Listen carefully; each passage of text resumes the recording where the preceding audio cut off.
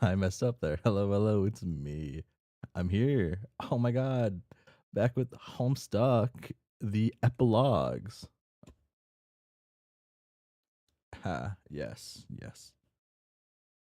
Homestuck, the epilogues. We left off with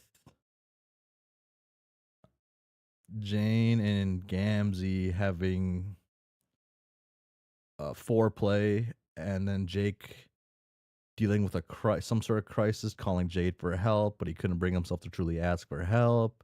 Yada yada. Jade mentioned her and Rose talked about having a child so that her and Dave could have a kid because like her and Dave can't have a kid or whatever. Yeah. Oh, missed the last stream, and the one summary I got for it was interesting.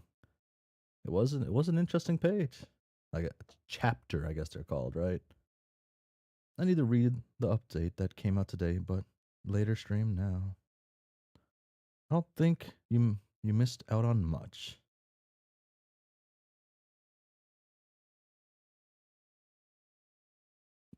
And it'll kind of depend on what you think much is. What accounts for being much?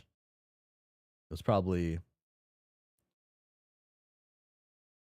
was interesting seeing Gamzee and Jane talk. It's interesting. You could probably infer a lot of stuff based on like that conversation on how like Terezi and Gamzee talked in previously in the other in the game overtime line. This time I think we're gonna reach what I think is the best part of Candy. Okay. Maybe. Okay.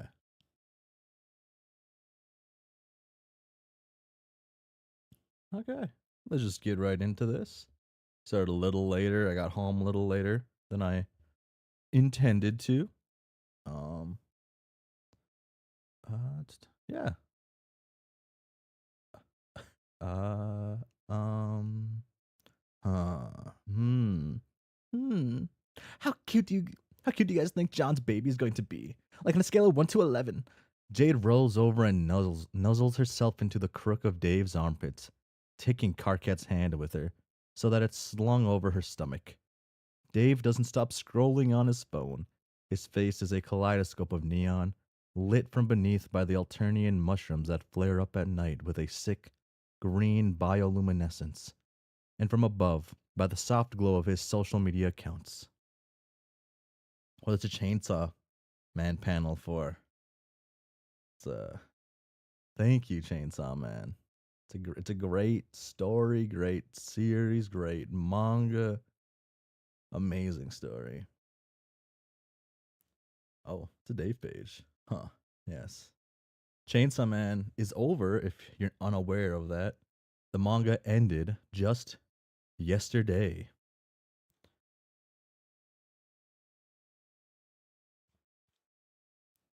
John, the baby is you.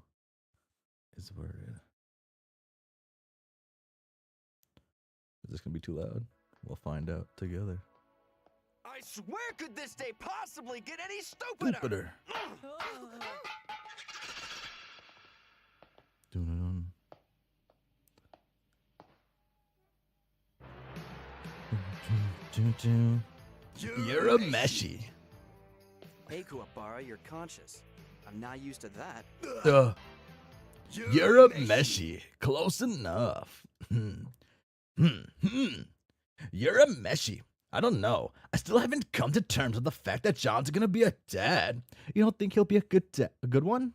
I didn't say that, but okay. Since you asked, I mean, think about it. If you were gonna rank us in order of maturity based on all the years we've known each other, about where would you put John? Carcat, lazily munching on a chocolate beetle, taps his foot against the picnic blanket. Jade moves his hand so that it's resting subtly on the line of exposed skin above her skirts, where her tank top is riding up. He seems not to notice. Instead, he's seriously considering Dave's question. He picks a leg off one of his beetles and flicks it over Jade so that it lands on Dave's forehead. pretty good. Below me, but above you. Below me, but above you. Mm-hmm. It'll do. It'll do, pig. Yeah. Mm. You're a meshy. Yeah, exactly. Now he's all married and pregnant, and he's got a mustache. I'm still not over the fucking mustache. Why not? He looks so good. The mustache. So like Jade's mustache. I guess it'd be like his father's mustache. Yeah, he looks disturbingly good. I almost can't talk to him anymore. It looks so good. Oh. Jesus, Jade, don't fucking read into it. A bro can appreciate how attractive his bro has become and maybe get a little breathless at the sight of his chiseled jawline and manly facial hair without being gay about it. I've just been thinking lately, every time I see him, that he's. Okay, don't make fun of me for saying this, but it's like, John's a man. Not a lowercase m man, but a fully grown up legit fucking dude with a leather briefcase and a suit that he only wears on special occasions. Pretty fucked up. I know, right? Hmm. Jade pokes a finger into Dave's chin, sliding it up his jawline so that it puckers his mouth into a pout. It's a pretty cute thing to do, if extremely immature. This might be the point Dave was trying to make, that they're all still kind of immature. Jade doesn't pick up on the obvious subtext in the conversation. However, because she's been willfully undermining the subtext in her own personal life for nearly a year now. Huh, weird. Well, I've actually been thinking lately about how since Rose and Kanaya had a kid, and Jane and Jake had a kid, and John and Roxy are gonna have a kid, what would you think if maybe we had a kid? If we had kids? What? Who? You and Dave? Karkat starts laughing. Jade flicks him in the forehead. No, stupid, all three of us. What? Uh. Look, I know there are issues to sort out in the terms of, feasibility, but I think there are a lot of options to consider. Maybe someone can help us out? Like someone we know, or I don't know. What about adoption? There could be cute. Adopting a little grub. Or human. Whatever. I'm not picky.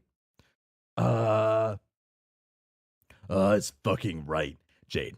Don't you read the newspapers? The new administration is cracking down on certain kinds of interspecies adoption laws. If you're so intent on it being the three of us, we literally will not be able to adopt a human child because the human administration are afraid that I don't know, tear into it and feast on its organs. And it's that kind of and in that kind of political climate, well, I'm not sure in a world I would want to raise a troll child in right now.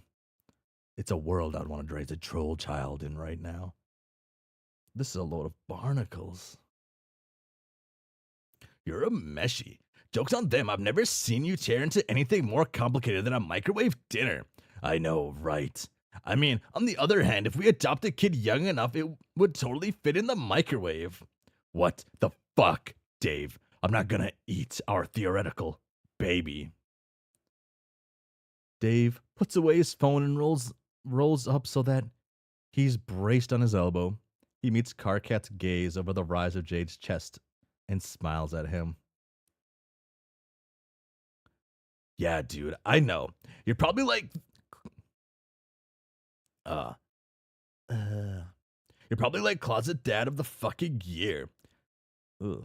Just waiting for his moment to shine. I bet you'd whine and complain about getting a kid till we actually brought Junior home. The moment you saw his chubby little cheeks, your face would light right up. Oh, I can imagine the look on Karkat's face right now.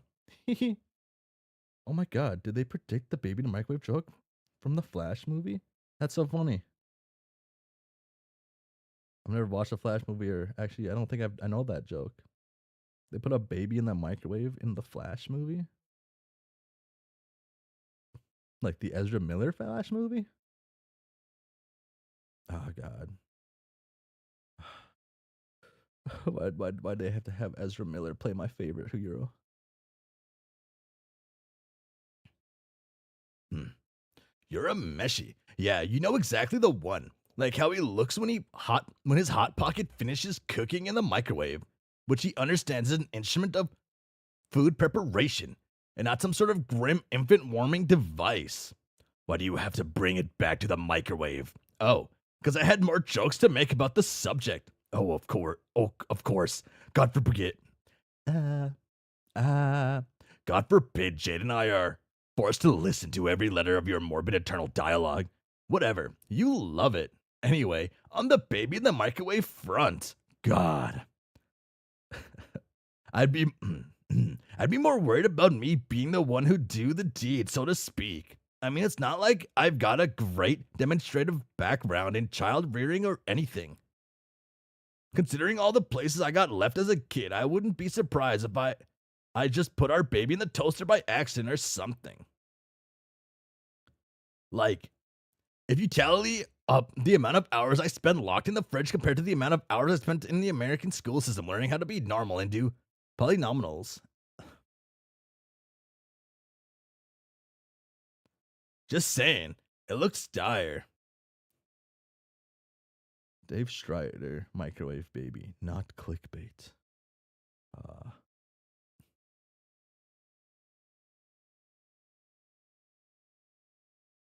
hmm.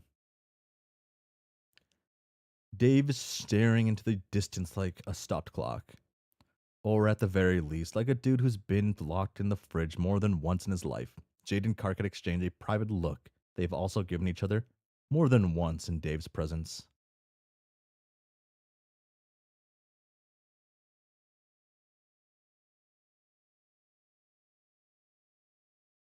A lot of the Dave stuff, I really do feel like I don't know. I feel like a lot of it feels weirdly forced in my eyes, but just because I like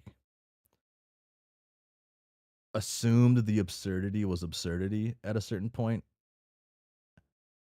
and still weird because I feel like hmm,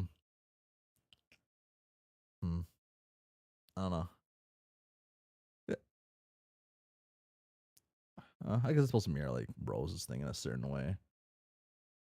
Maybe so Rose's mother wasn't as bad as she thought, and Dave's Rose's mother wasn't as bad as she thought, and Dave's brother's like way worse than he ever like said or implied. And it's not just like um hmm, hmm, 6. Hmm. Hmm. Yeah. So anyway, I'm gonna stick to hot pockets. I think, Dave, you really think you'd make that bad a father, even with me and Karkat helping you? But yeah,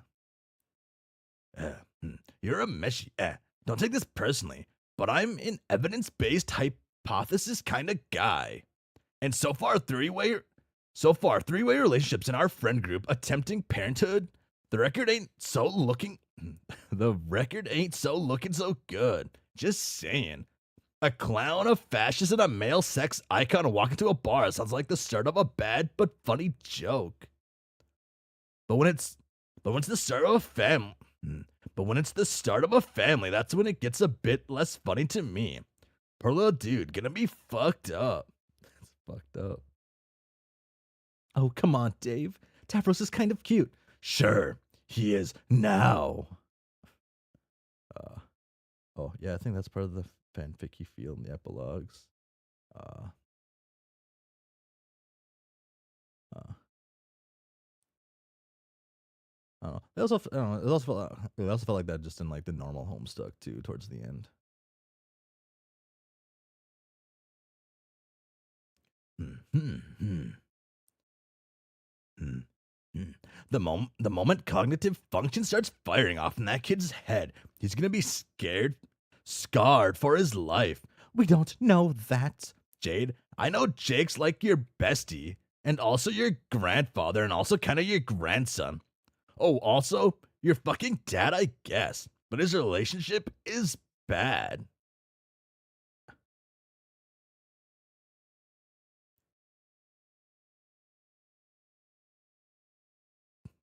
Hmm.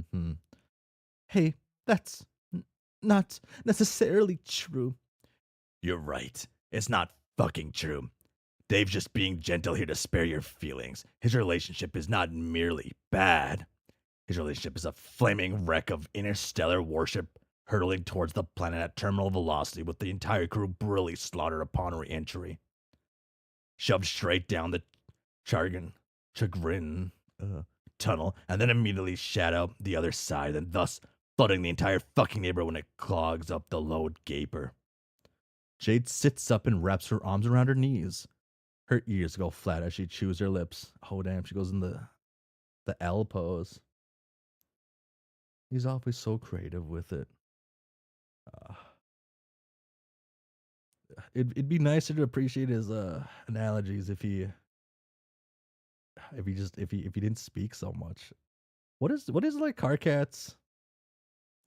This Carcat has to speak the most in all of Homestuck. He has to have the most like words. Jade sits up and wraps her arm. Oh, I read the part because she did the L pose. How L sits in chairs in the hit anime series. There we go. It's not like I don't know that. John never shuts up about it. I mean, he and Jane used to be so close back when we first met, but last time I talked to John, he accused her of raping Jake. Oh shit. You don't fucking say. He and Dave yap a lot. It's not like I don't worry about Jake, but come on. We're all adults. What am I supposed to do? Show up at his window dressed like the blue fairy and whisk him away from his terrible life? Maybe that would work for a few days. But one thing I learned from dating around a lot of in my youth is that no one's going around to leave a bad relationship until it's their idea of to leave.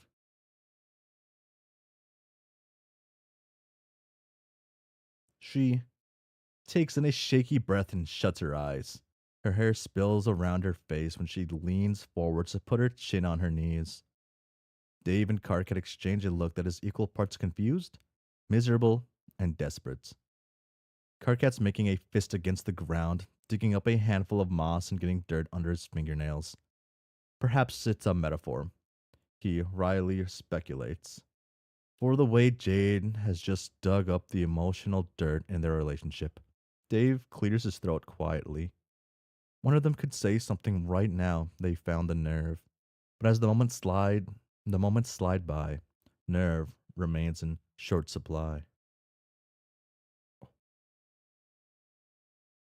I can turn that off. Karkat opens his mouth, without quite having settled on the words that will come out of it. But before any do, the sky cracks open. Instead, he lets out an undignified yelp and scuttles back so he doesn't get hit by the sharp debris suddenly raining from above. Jade spins around and flings her arms out, using her space powers to catch the offensive rubble and shrink it into harmless granules. They spark and clash against her fingers. She can't quite tell what they are. They're not rocks or metal. They don't even seem to be physical. Something else comes hurtling out of the hole in the sky, too fast for Jade to catch. It hits the ground with a clap of green lightning. The collision sends a geyser of dirt, rock, and vapors into the air. Dave flash steps to shield Karkat. Jade doesn't move, taking the brunt of the explosion face on, using her abilities to warp the energy around her so that she's a mote at the center of the storm. When the dust clears, she's the first to jump into the crater, trailing smoke behind her. There's a body at the center of it. The torso is bloody, tangled and curled into a fetal position. Its shoes are missing. But otherwise, the outfit is quite familiar to her. It's a dead ringer from her old Witch of Space uniform. Jade touches the body with the toe of her shoe and then gasps when it rolls over to reveal its face. It's me! Karkat and Dave stick their heads over the edge of the pit. Holy shit. What in the ever-living fuck? Good question. You're a meshy. I don't know. IDK, but we should probably get her some help. Help? For what? It looks like her internal organs are obliterated. She's covered in more blood than I thought humans even had inside them. Well, we can't just leave her in this fucking hole, man. Come on, give me a hand. Karkat watches as Jade stands over her own younger corpse. He notices the way her shoulders are slanted. It's clear, even from a distance, that she's shaking. Jade, do you have any idea what's going on here? What should we do about this? Jade doesn't say anything. She's staring at the body, a badly broken version of herself. Probably from a different timeline, she guesses. This Jade looks about 16 years old. Her hair is matted with blood. Her appearance is gruesome, yet also peaceful, somehow. Dave slides down the ridge of the crater and grabs her by the shoulder. Hey, Jade, you hear us? Jade wipes a hand across her cheek and looks down to find that it's come away bloody. One of those shrunken, massless shards in the sky must have nicked her in the face. Her eyes go wide and she feels the breath go out of her for a moment. She looks directly upward. Where did this body come from? Jade? Yes, Dave, I heard you. She's staring at the body. Jade digs her phone out of her pocket. I need to talk to Jane. Holy the fuck. Totally normal, singing over herself, very alive, peaceful. Eight by the way. But damn, yeah. Huh.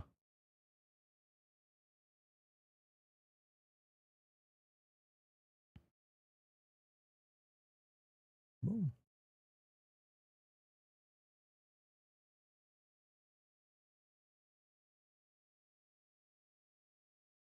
Wonder what they want to do with this then. If it's 16, that would have been before they beat the game, or yeah, right before they beat it, right? But I actually started paying attention to the stream. That was wild. Oh, there'll be a few things. Thought should just be countless Doom timeline stuff, and somehow, I guess they could also just be a whatchamacallit timeline, a weird thing.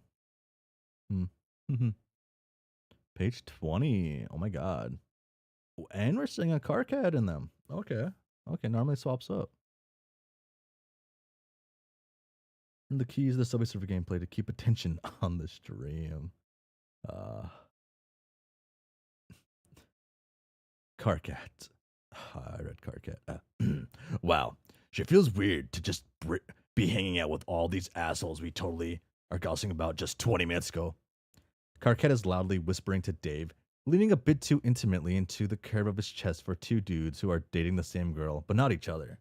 Yeah, okay. Poor Jade. Poor Jade. Dave and Karkat have all the chemistry. I always knew our gossip sins would catch up with us eventually. Shush, both of you. Jade brushes past them, holding her dead teen self under the armpits, while Jake brings up the striped tighted ankle in hand. Striped tighted ankles in hand. Ugh. He shoots Dave and Karkat a big, toothy grin.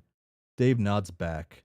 Karkat continues to look somewhat seasick, keeping his eyes so high that they don't accidentally graze Teen Jade's impaled chest. Jake and Jade take the corpse up the winding white staircase towards Jane's bedchamber. The Crocker mansion is a dazzling maze of marble halls polished to a mirror sheen. It's the kind of place where footsteps echo from one end of the floor to the other, and even the pillows are lined with a literal silver thread. There's a peaked skylight at the top of the foyer that splits the morning sun like a prism, spilling multicolored dots across every surface below. Amongst those dots are drips of Teen Jade's blood. It's so dark on the spotless tile that it looks nearly black. Oh, I like this imagery. I like this. No. Attention's completely obliterated. It's already really bad. Oh.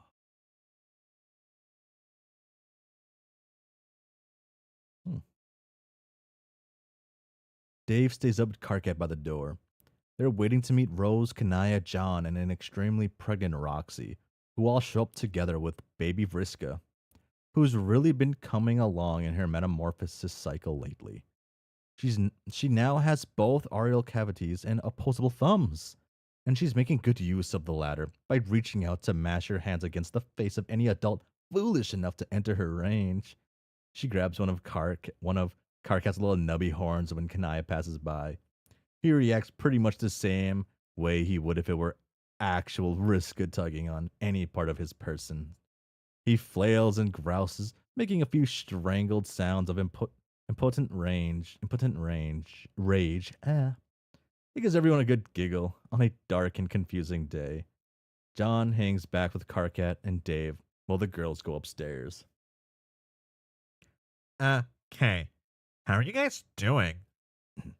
Oh, just enjoying a night out with our girlfriend when another teen version of our girlfriend plummeted out of the sky and bled all over a picnic pizza. Picnic pizza? Yeah, it's like normal pizza except. Ugh.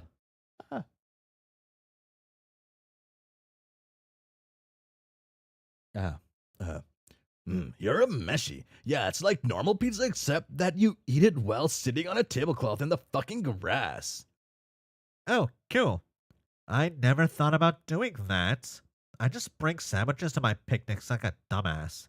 Then again, the last time I went to a picnic, I ate. Actually, never mind what I ate, but it sure wasn't pizza. You're lost, bro. It's the only way to picnic out. Stop talking about picnic pizza, you assholes. This is in such poor taste. Yeah, he's right. You're a meshy. Yeah, he's right. Anyway, like I was saying, we were in picnic pizza heaven when fucking Space Here Jade from like, I guess 7 or 8 years ago basically face planted in a field next to our romantic triple date. Damn. Yeah, it was pretty bad timing. Or extremely good timing. I don't know yet. The conversation was veering kinda, we were in the relationship real talk zone. Anyway, can we stop dwelling on this shit and just go upstairs? Plus infinity to the Urameshi counter. As they ascend the staircase, they're greeted by the horrible bone-rattling sound of a toddler screaming its head off. In the room, little Vriska Lalonde is pulling on little Tavros Crocker's thick black hair, while Jake Crocker laughs and scratches his head awkwardly. Jane looks quite irritated. Gamzee Makara Crocker. Gamzee Makara Crocker is at her side, serving as her ever-faithful shadow, holding her arm steady to steady her as she tries to revive teen Jade's corpse. I can't hate on this, right? Because then it's hating on Terezi, because it's just the same relationship Gamzee have with Terezi. Come on, yeah. Jake. Vitriol leaks from every letter of his name. John and Dave exchange a knowing look. Who's supposed to be the Kismises here again? Would you take Tavros out of here, please? Well, golly, Jane, I just thought it would be invigorating for the boy to interact with someone else his age for once. Well, he doesn't need to do it in here, especially not when I'm trying to work. Hey now, Elixir tits. Elixir tits. You ought to chill. Feeling at your motherfucking mate sprit is bad for the blood pressure, babe. Oh, I'm sorry. Is the clown speaking right now? It's the darndest thing. I could have sworn I just heard a nearby offensively I'm gonna look this one up. There's no point trying to struggle when I have the internet and Odiferous. Oh, there we go. Odiferous clown offering some advice when no one asks for his opinion. Wow, Janie, you doing okay? Jane wipes perspiration off her face and sighs. I don't know. I've just been under a lot of stress lately, trying to run my business, raise a child, and manage the political situation indirectly through various corporate machinations. Jake, why are the children still in here? Take them to the playroom now. Aye, aye, ma'am. Jake scoops up the squabbling children and holds them as far apart as possible to stop Briscoe from biting Tavros's ear off. It's just it's just one of the unfair advantages she has over him and his blunt human teeth. John and Dave part to let Jake go by. Quite sorry, blokes, he whispers as he takes his leave. Jade, Jane, Jane clutches her hands around teen Jade's thin shoulders, looking the corpse over with an expression of absolute sorrow. I don't know why. I don't know why. But I'm having an extremely difficult time reviving her. Where did she even come from? The living Jade shakes her head. We have no idea. It's like the sky just opened up. Well, obviously she is from another timeline. Darling, can you perhaps shed some light on this? Rose sucks on her lower lip. It takes her a moment to respond. Her fingers close around the neckline of her dress as her gaze sweeps across the room. She looks over each person present, but avoids making eye contact. I haven't the faintest clue. It could be anything. John quirks an eyebrow at her. She doesn't sound confident, not like she did a month earlier when she claimed that Vriska had defeated Lord English. Well, something is blocking my life powers. It's as if she has a sort of poison in her. Not a literal poison, mind you. If it were as simple a matter as there being something in her bloodstream, I could revive her lickety split. It's deeper than that. It's like a poison eating away at the very core of her being. It's attacking her on, perhaps this sounds crazy, but a metaphysical level. Huh? What's so odd is that not only can I not bring her back to life, she also, somehow, doesn't feel entirely dead. Oh, I wonder if that has something to do with me, like being here. How so?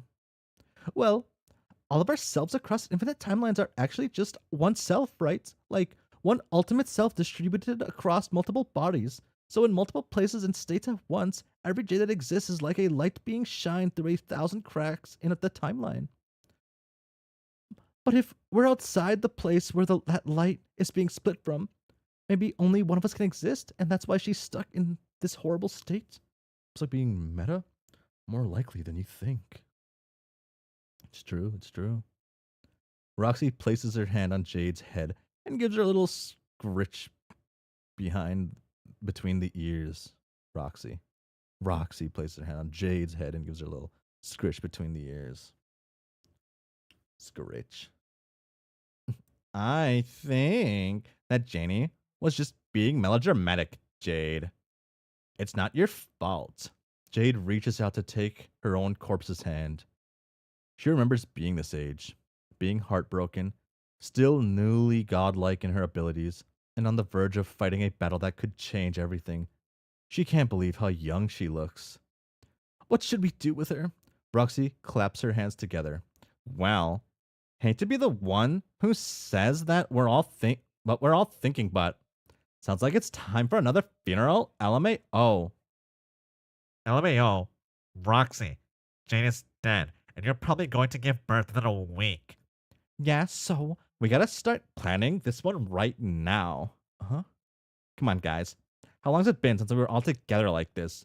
Roxy looks around the room searchingly with a big, bright grin. Carcat snorts from the far corner of the room, where he's been pouting the whole time.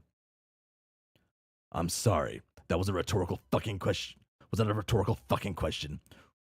Or were you going somewhere with it? It was not a rhetorical question at all. The last time we were all together was Derek's funeral. Roxy, at the time, we were mourning the death of a dear friend. I know, right. Nothing like the death of someone we love brings us all together again. We've all been so busy with being pregnant and birthing 1,000 trolls and the political situation that regulates the troll birthing. ... We don't even have time to catch up anymore. It's a rhetorical question. That's a rhetorical fucking question. Jane's eyes flutter wide beneath her spectacles. Unbidden, her gaze flickers to where Rose and Kanai are standing shoulder to shoulder. Very much unstable, devoted, interspecies love. Kanai catches that gaze and holds it for a very long, tense moment. Um, um, Roxy. Kanai interrupts, tone clipped and dry. Perhaps we should not talk about that particular subject. If your concern here is that we all continue to be in the same room, it's probably best we avoid bringing attention to the reasons that it so rarely happens. Come on, politics should never get between friends. Ooh. Easy for you to fucking say. Jade interjects tiredly. Karkat, let's not, okay? Karkat, let's not, okay? I mean, not now. Let's not what? Let's not talk about the giant fucking trumpet beast in the room. Let's not talk about how Kanaya, Terezi, and I worked just as hard to create this world as any of you.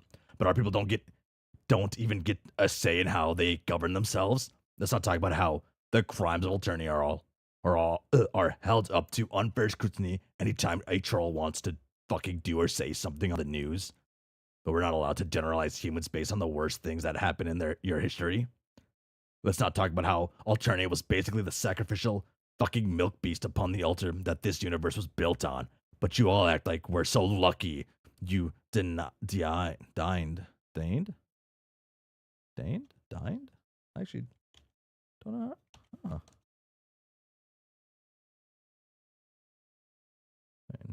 Dined. Okay. Deigned to allow us to exist along you instead of just letting us fucking die out the way it was intended. Excuse you, Karkat, but no one acts like that.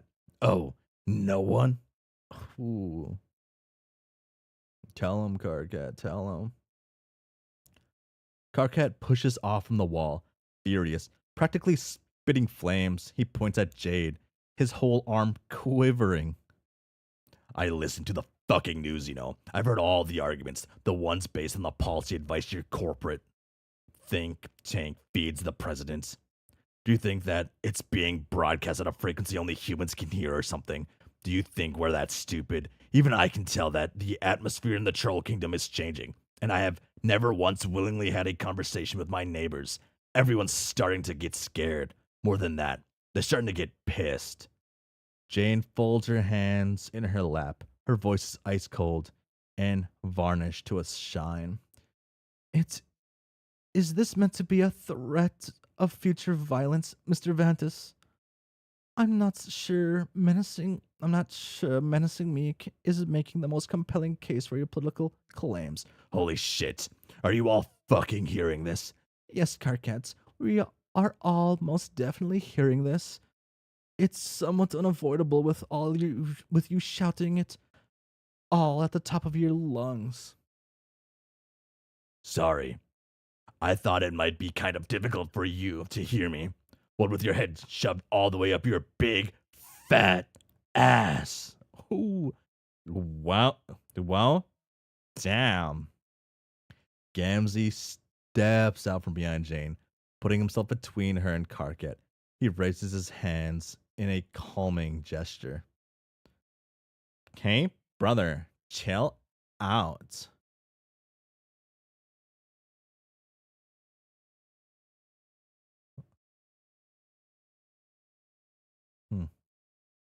Fuck off, Gamzee.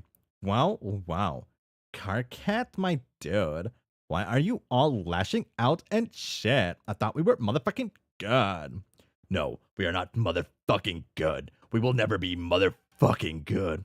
Yo, come on, man. I motherfucking apologized about going all overboard with the malice and murder and shit. A motherfucker redeemed his motherfucking self. Y'all can't get salty with your homie no more. That be all the rule of redemption, my brotherly bitch. I don't care what you say the rules are, dude. I don't care You prostrate yourself at my feet and lick the fucking dirt from under my toenails. Don't fucking try to do that, by the way. I'm obviously being facetious. Facetious. Facetious. Oh my gosh. Facetious. Facetious. Facetious. Facetious. Ha. Being facetious. You know, I avoid saying this word when I talk because I struggle with it. I don't know why. Uh, if you actually tried to touch my feet with your disgusting, rotten smelling tongue, I would probably be forced to reach down my throat and pull out my own pump biscuit. That was also me being facetious. My point is, don't touch me, don't smile at me, don't wink at me, don't honk at me, don't do anything in my direction. Got that? Are we are nothing to each other. Do you fucking understand me, brother? This came out in a very, let's say, interesting time in American politics.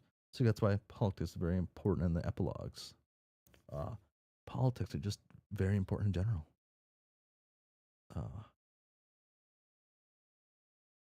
Gamzee gets up from where he had been crawling across the floor in preparation for some righteous attritional toe sucking. He looks positively crestfallen. Cat. Yo, there's gotta be something I can do. No, never in the wildest dreams of your super soaked pea brain will be motherfucking good, Gamzee, because you're sleeping with the goddamn enemy. Because I still have nightmares about what you did, and because you have no idea what the fuck you even did wrong in the first place. Well, okay, Cat. I get you're all fired up about politics and stuff, but lay off Gams, okay. Damn. I didn't imagine Candy Roxy being the enemy. Uh yes. Yes, can you see that he's sincerely trying to have a redemption arc? Again, if you don't want to forgive him, that's totes your business. But you gotta at least admit that he's making an effort here. Honk. That's it. I don't particularly care about politics of Earthsea because it almost never matters. The planet, that is, but the drama is so good. Kirkhead points at Jane again, then at Roxy, and then at Gamzee. Fuck you and you, and especially you. In fact, fuck all of you. I'm leaving. Kirkhead whirls around to leave. Oh.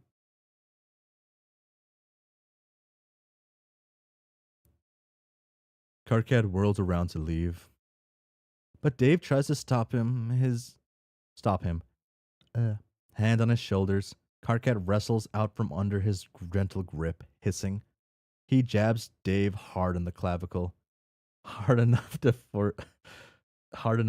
that Dave is forced to take a shocked half step backwards. Sorry, I'm just thinking of that kick streamer. I see that guy on Twitter occasionally. He's like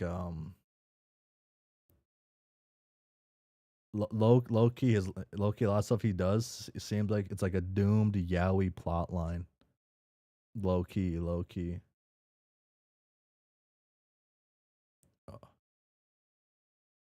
Dude, what part of all of you do you not understand, Strider? Are you as deaf as you are stupid? Get the fuck out of my way. Dave folds out of the way, stunned and compliant.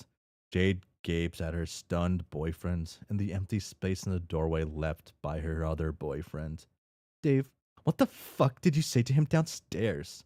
You're a meshy, nothing. To be H. I think he's been holding all that in for a while. Karkat leaves a stunned silence in his wake. Jane fuming silently to herself. Kanaya and Rose exchanging a knowing look about world politics. John.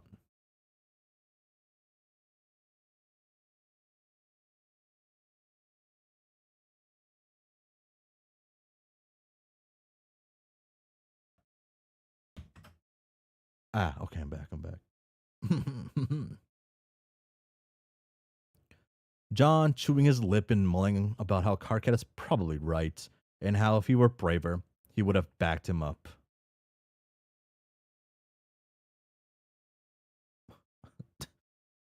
Damn, damn, damn. Did the epilogues not know? Doesn't understand John? No, no, that's uh,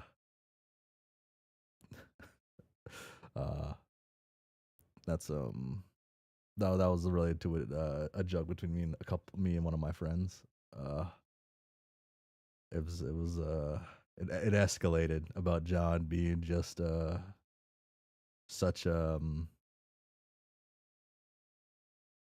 what's the word? Not a pushover, but an idiot. Is that the word?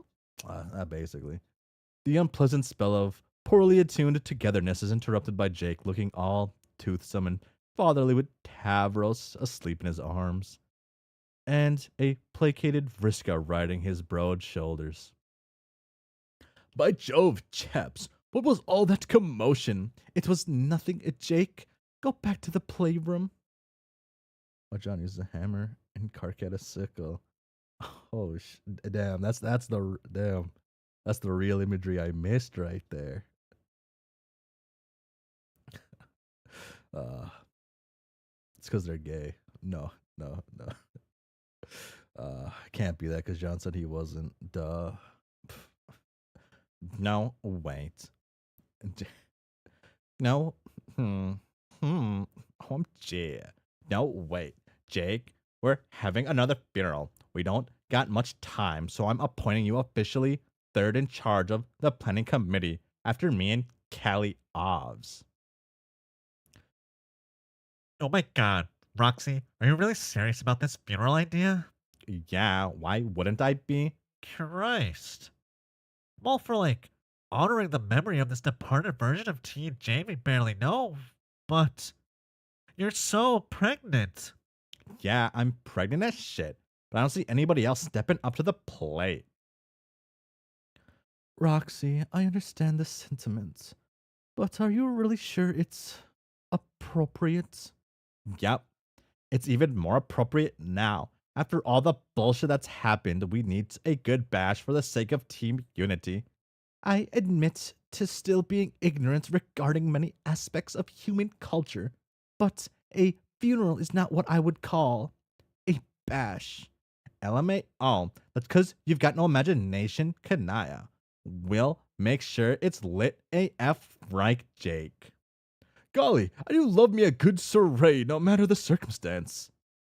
I'd be chuffed to the nines to be your third man on this one, Rocks. Then it's official. This time next week, we'll corpse party like it's the end of the world. Again. Dot dot dot dot dot dot dot dot dot dot dot. Wow. John, Rose, Dave, Kanaya. Speechless. Jane pushes up her spectacles so that she can pinch the bridge of her nose. How is that?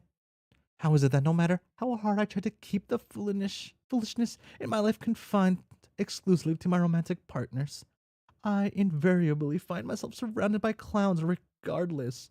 Honk. Huh. Uh, it's getting harder and harder to like my favorite characters in the candy side at least. Uh Getting easier to like John though. It's getting easier to like John. In my mind at least. Page 21. It's raining again, coming down in a frigid torrent. John is a pallbearer this time around.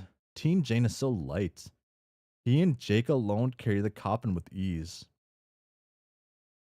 Together, they trudge through the ankle-deep puddles while their friends line up on either side of the stone steps that lead to the cathedral.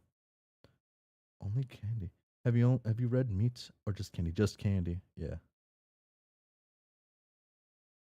It's just them this time. Earthsea's very own dysfunctional collection of old gods.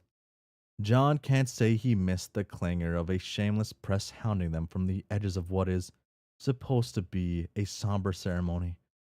But the smallness of the smallness of the congregation under the tall Gothic ceiling makes Roxy's attire at the pulpits all the more absurd.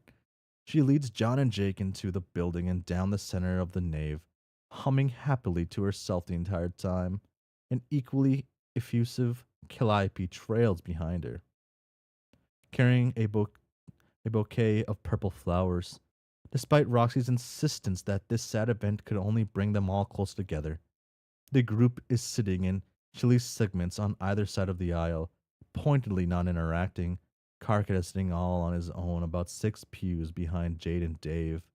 Gamzee is hanging out by the door, having been banished there by Jane like a wet dog. No one in the cathedral can blame her, because he certainly smells like one. I haven't read any of Meat, not gonna lie. I've just read the Cliff Notes. He certainly smells like one. They gotta remind us that he still smells like shit.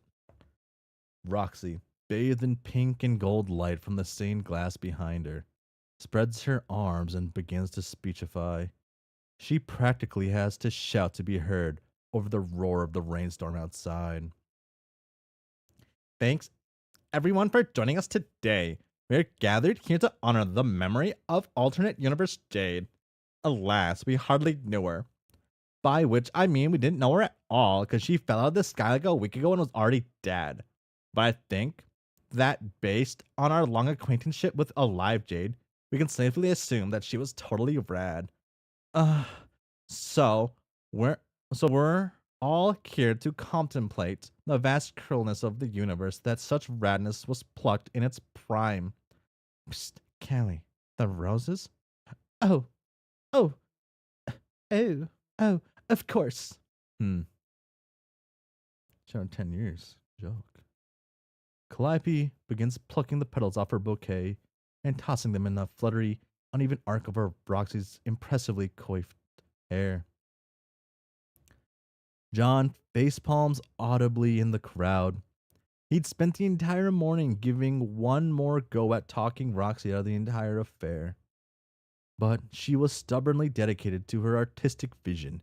You gave it the old college try, chap, Jake said to him earlier as he waxed his mustache in the mirror. But it's better for a man to just let his wife do whatever she wants. I promise you'll experience less pain that way, old boy. How d fuck, when's the last time Calliope talked? Purple?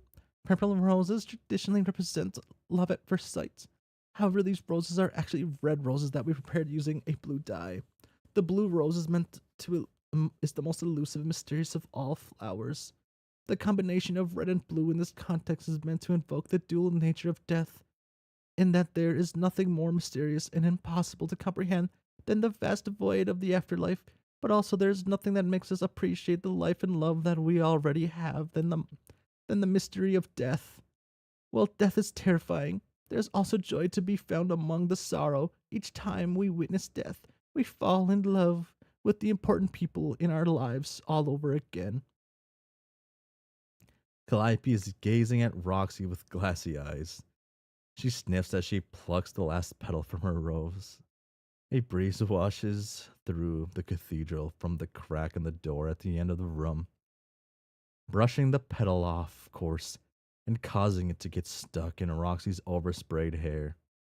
Calliope reaches out with a visibly shaking hand to remove the plant offal. But she does not drop back. Instead, she lets her hand graze down the side of Roxy's face and cup her cheek. Roxy puts her own hand over Callie's and holds it. John tilts his head and squints at the image in front of him.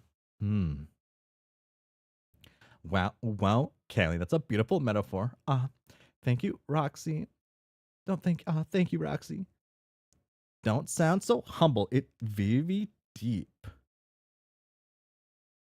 Vivi. Vivi. Okay. Ah. I just can't take credit for external inspiration. LMAO, come on, Callie. You're the literal muse. Yes, but you're. This very tender scene is cruelly interrupted by the sound of the cathedral doors slamming open. Everyone whips their head around to see, of all people, Aradia hovering in the foyer. Her wings radiate a soft, ephemeral glow that paints the walls around with her pink and red. Solix is with her, feeling his way into the church along the grain of the door. He's soaked head to toe.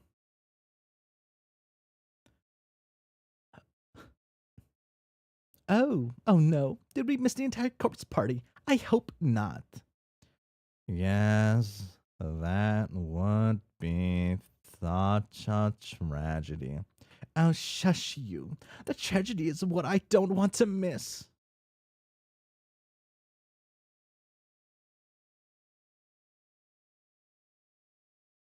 So this would have to be them before Solix went off with the two parts of Fafetta. Yeah, the two parts of Fafetta.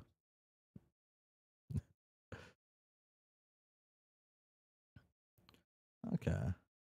Parquet jumps to his feet, eyes so wide they're practically popping out of his head. Radia. Holy shit, Solix. Hey, loser. It's been a long time. It's been a long time. That's all I have to say to me. It's been more than a fucking human decade. I thought you guys were dead. No, I wasn't dead. No, I mean like gone forever. I thought that you two literally didn't exist anymore. Or at the very least, were trapped in a dead universe perpetually collapsing in its own asshole. Oh, nope. I'm talking about a pre-recon asshole because I never saw them die. I guess post-recon asshole still exists. I don't know. Fine. Waltz in here with no explanation whatsoever. Sounds about fucking right.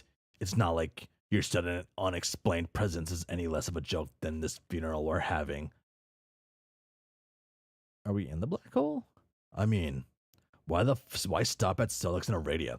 Maybe fucking the Peta is about to pounce from behind that grotesque statue of the human sufferer, T-posing, over there. Nepeta, are you there? Come on out. The corpse party wouldn't be the same without you. Shush, everyone. There will be a reception with cake and candy after the service.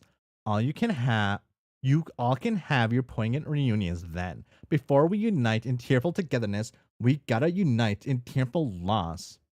Wait, there's more? I thought that nice speech Kelly made was, like, pretty much the funeral? LOL, no. Kelly and I, we're just getting started. Oh my god. Anyway, where was I? How the infinite mystery of death makes us appreciate the love we have. Right. Humor suffer T-posing. Jeez. Roxy starts giving the second act of her eulogy.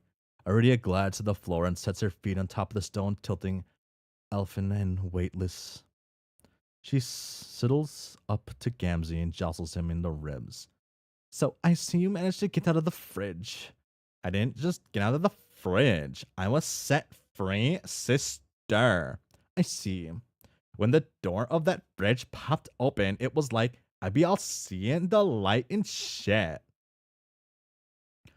Well, yeah.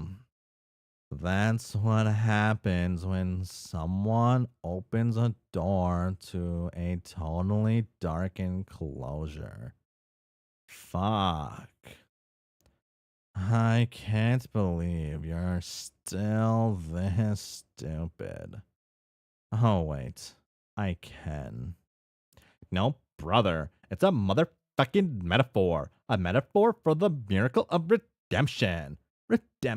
Redemption. Yeah, check it the fuck out. I did my motherfucking redemption arc. Is that so?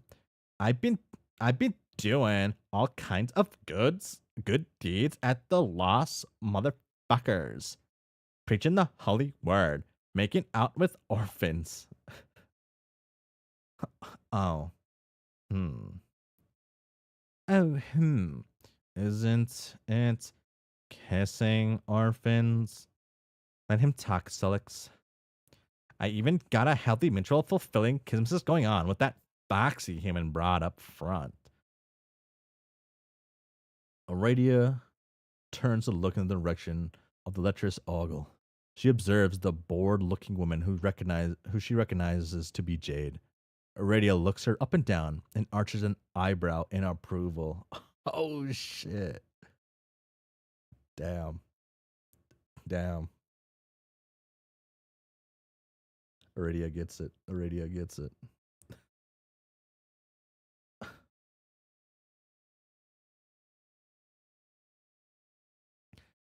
It's so nice that you believe all that, Gamzee. I think I can honestly say I'm reasonably happy for you.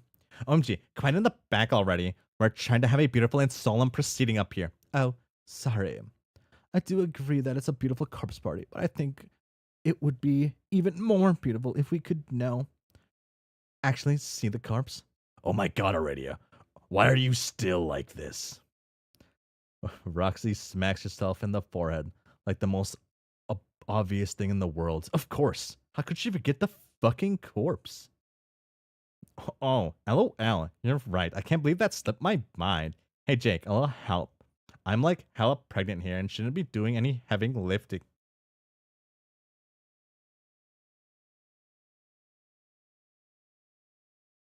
Does it count as heavy lifting? I mean, like, they're like fucking. They're gods.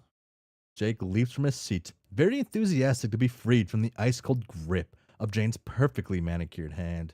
He jumps onto the stage and begins unlatching the coffin while Calliope throws more rose petals for some reason.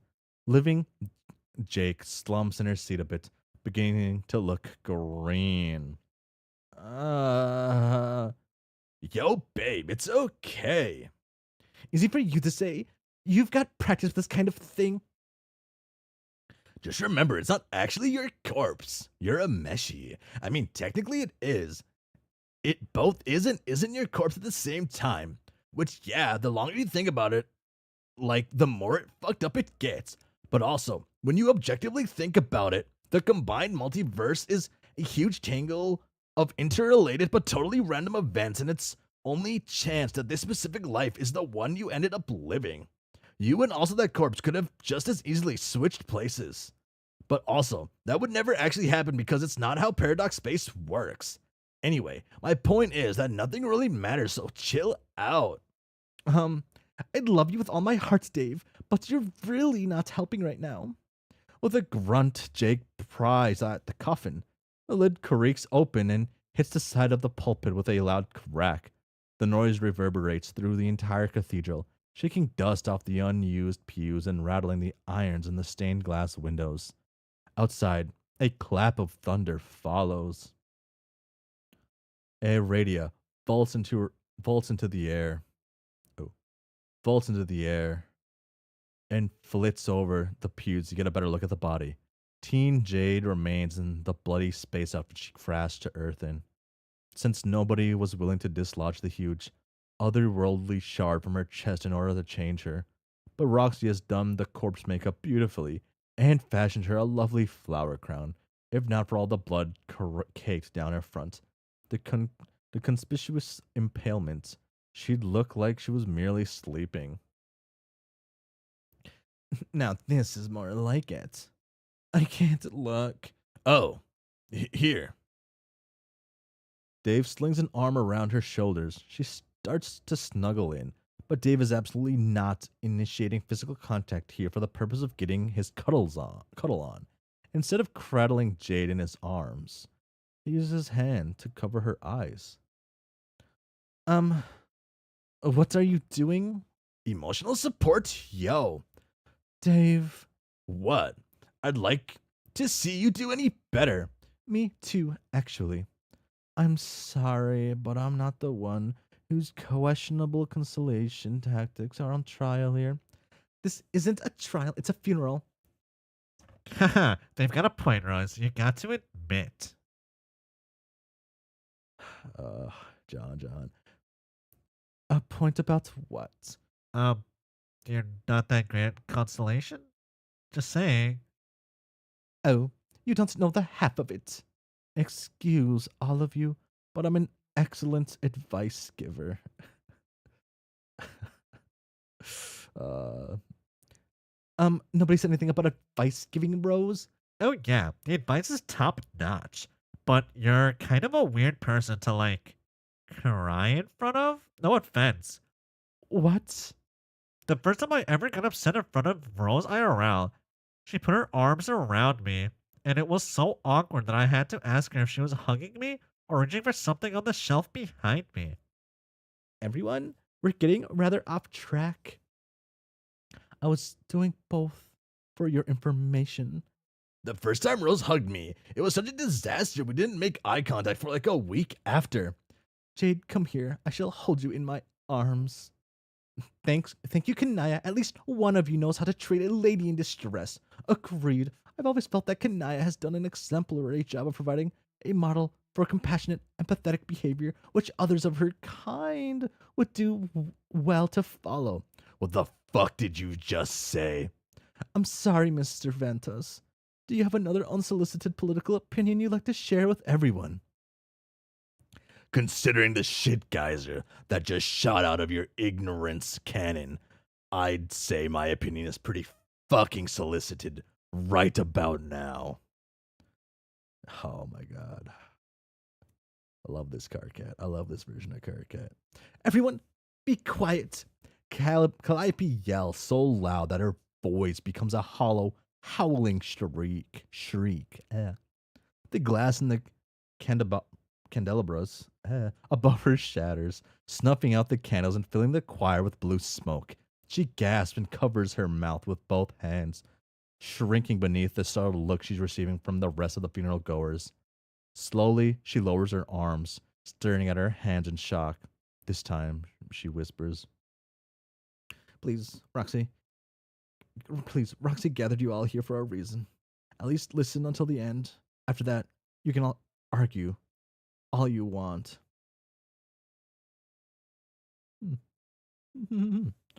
Roxy comes back to the pulpit and wraps an arm around Calliope's shoulder. OMG. Look, everyone, I'm not dumb, okay? Even though I act like it sometimes.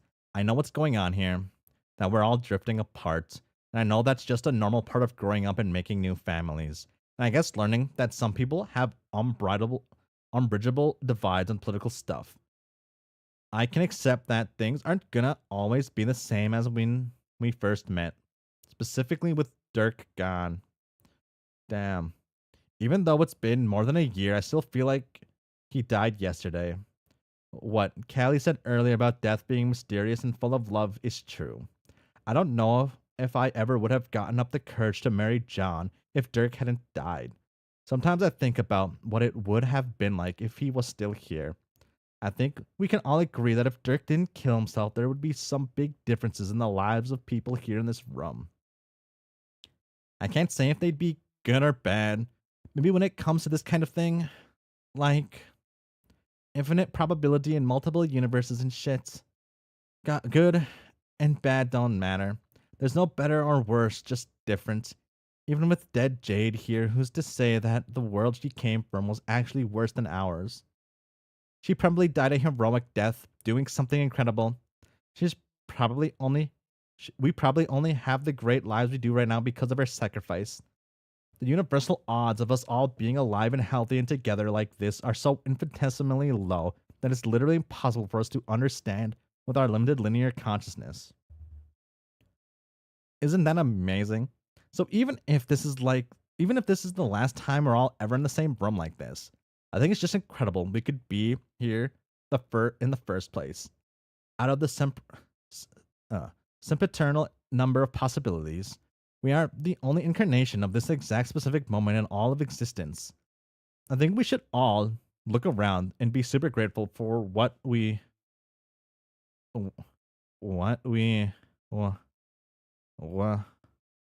wow, fuck. Rosie's voice starts to crack. She staggers off the podium, clutching her bloated stomach.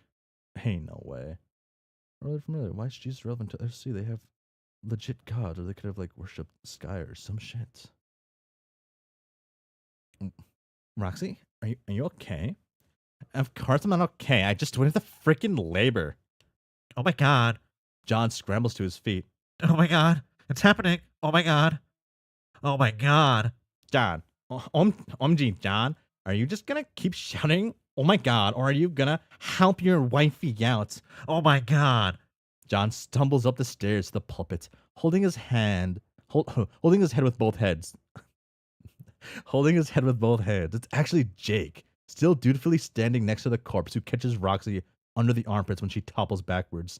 He passes her off to John, who whips up a cushion of wind for her to recline on. Doing okay there, sweetheart? Why I let you put this thing inside me? Don't worry, Roxy. We'll get it out as soon as we can. By it, I mean our child. We probably shouldn't be talking about him in a dehumanizing terms before he's even born, huh? Seems like kind of a bad omen. OMG. John, shut up. I need like 6 gallons of Demerol stat. Let's go. Right, going.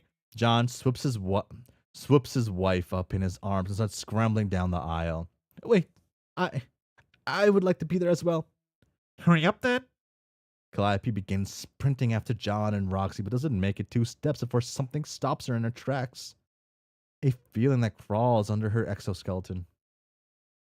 She stands deathly still for a moment, then turns to face the coffin. Something about the corpse has transfixed her. She curls her finger around the rim of the casket and leans in, studying Teen Jade's peaceful face. Suddenly, the corpse bolts upright. Calliope yells and falls on her butt. Adult Jade screams. Ah! By Jove! By Jove! Jesus fuck! Hair veiling her face, Teen Jade sets her hands on her chest and dissolves the shard, bisecting her ribcage. That the wound does not heal, but it doesn't bleed either. Jade, you're alive, or you're not dead. It takes the corpse a while to reply. Everyone waits for her to speak. When the words leave her mouth, they send a chill through the cathedral air. I am not Jade. I am not Jade. Slowly, Jade raises. It's red. Okay. The stage. Interesting. The stage makeup Roxy applied earlier is down her face, dark rivers. Her eyes are solid black. Even more than black, it seems. Huh. They are hollowed, penetrating and deep into the field of absence profound. It's hard. Okay. Can a space player just do that? It's hard to imagine a single photon has ever crossed through its infinite expanse. Meeting her gaze is like peering into a realm where light goes to die. Calliope finds sensation disturbingly familiar. That explains why Calliope is here, then. Then who are you? You know who I am, Calliope. We met once years ago. You were dead, and so was I. Calliope now understands exactly who she is speaking to. She tenses up, scuttles backwards, and begins tumbling down the stairs into the aisle.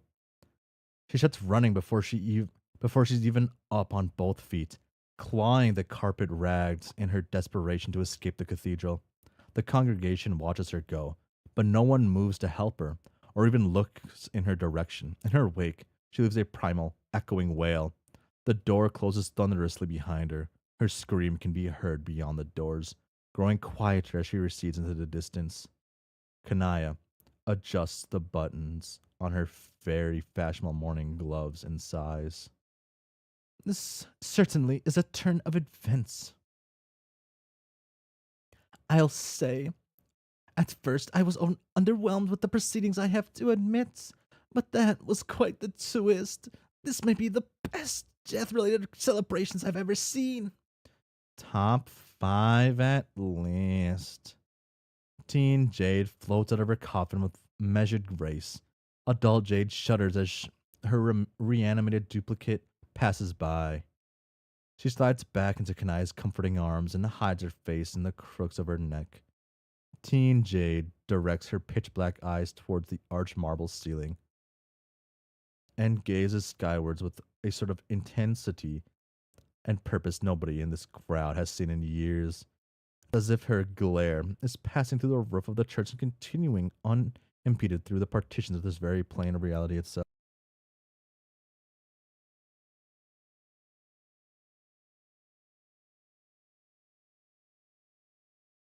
Hmm. Mm. You're undoubtedly surprised. But these events were not unpredicated at all. This is exactly what I have been expecting to happen. She spreads her arms and speaks in a voice as deep and dark as the void. And well, I cannot say the same thing for the rest of you. I, at least, am exactly where I am meant to be. Jake meekly raises his hand, now treating the botched funeral as something closer to a classroom. Hey, not to come off as a total idiot here, but who were you supposed to be again? She directs the powerful vacuum of her howled glare towards the total idiot. She regards him for a moment, radiating a sense of disdain for what may very well be the greatest living source of ignorance she has ever encountered in her many eons of existence. Good evening. My name is Calliope. I am the muse of space, and I have entered this body, to protect your world. Okay. Bop. Oh, epilogue 5. Oh, okay. Huh. To protect this world.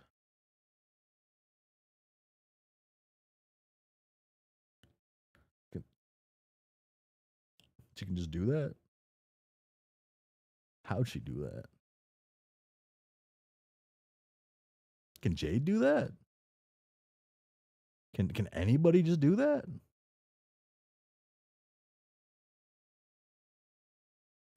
Thank you, Chainsaw Man. Huh. Hmm.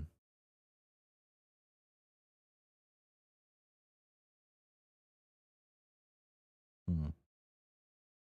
So it's alternate Calliope. Yeah, yeah, yeah. But I'm just wondering, can anyone just like go into the body, like possess a person, maybe, like that they can just do that? That's just an option, huh?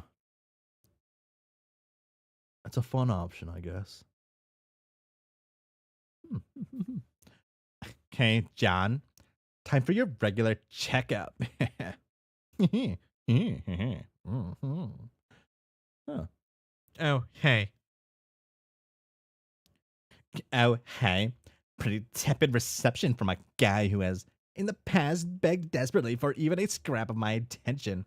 I'm glad to hear from you. It's just, I don't know. A lot's happened recently. I'm sort of numb from all of it. So tell me about it. What are you, what are you, my therapist now? No, I'm just a simple girl who loves the taste of your suffering. I'm so hungry out here alone in Paradox Space, John. Please nourish me with your pathetic midlife. And you? And you? And you? And you? And you? It's okay. And you? And you? And you? And you? It's a new. It's not midlife in you. I'm not even 30 yet. Come on. Also, I'm married, so yeah. LOL. What does that have to do with anything? Never mind. So what's up with you? Oh, same old, same old. What are you doing right now? Oh, I'm at Harry Anderson's birthday party. It's on the part. Maybe I should let you go then. No, I mean, Oh. Whoa. it's fine. I can talk for a bit. And leave Harry Anderson hanging. Wow, Egbert. You think an elderly man like you would know more about decorum than me, a rowdy youth? Harry Anderson is basically just a baby. He doesn't understand anything. A baby, kind of like you. Hmm. So who's Harry Anderson? Oh, that's me and Roxy's son. Oh, cool. He got born. Yeah, Terezi. He got born like 3 years ago. So they're 27 now? 27, 28? Somewhere around there. It's been that long? Wow.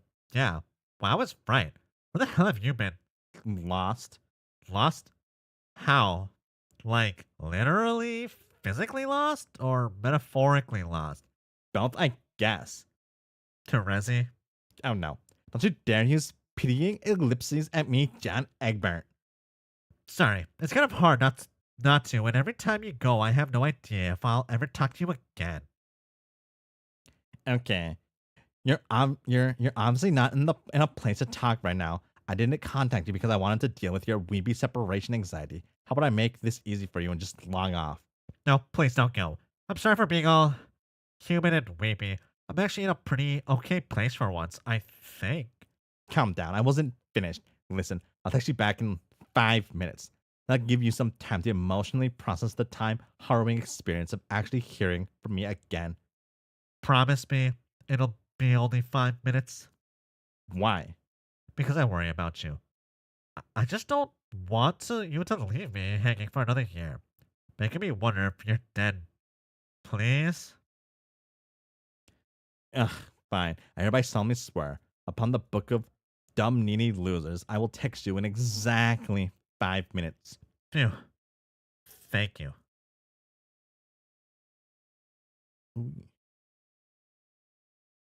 Okay, it's 5 minutes later. Don't tell me another 2 sweeps have passed.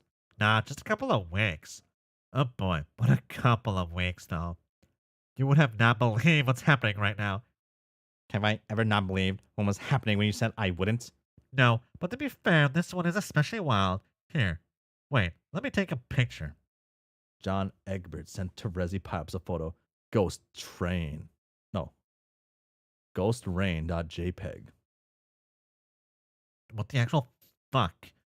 What the actual fuck? It started a few days ago. The sky above the capital of the Troll Kingdom just cracked open, and ghosts began raining down everywhere. Actually, now that I think about it, I guess it started 3 years ago when the dead teen version of Jade fell from the sky and crashed into the ground during a picnic. Huh? That only affected our group, though. This entire thing with the troll ghost has been a huge international incident. The political situation surrounding trolls was already tense enough without adding a gigantic population of immigrant ghost trolls into the mix. Oof. Wait. Wait. What happened?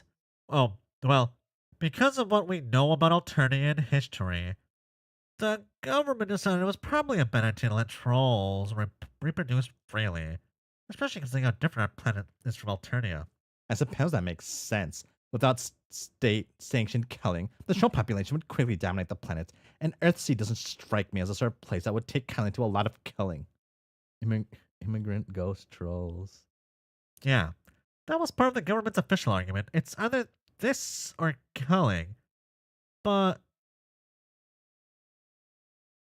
it didn't stop there. Also, a bunch of laws have been passed that restrict this kind of jobs that trolls can have. Like they're not allowed to serve in the government or rise past a certain rank in the military. They can't even be judges. Gasp.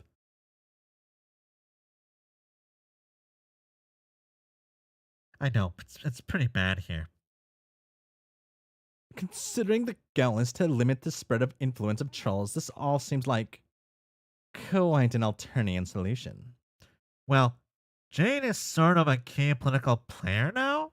She's not in the government exactly, but she has so much money she may as well be the government. Her company can do basically whatever it wants, and it seems more and more like what it wants is to make sure the politicians are saying exactly what it wants them to say. Uh, yeah. That's bad, actually. Yeah.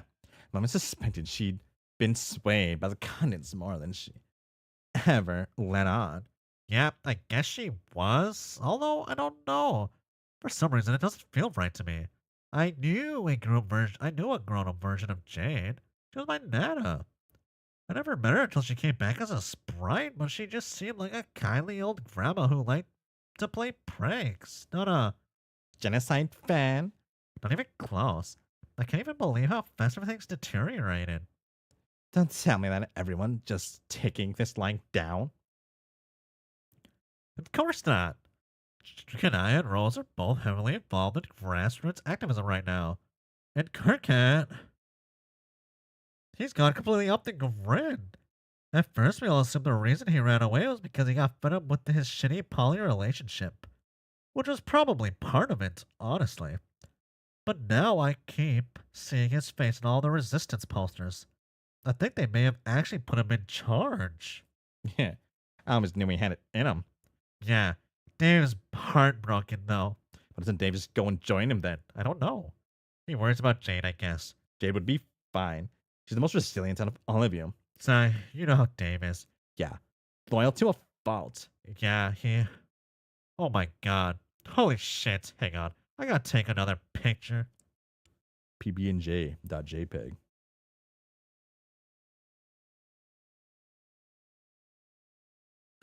Is that what they is that what they call it? What the fuck is this? Don't type your lamps at me with them tricking me into looking at this abomination. I thought you might find it interesting. Why would I ever want to see Gamzee making out with Tavros again? Again? Ugh, disgusting. In public and everywhere. Oh, it's always in public.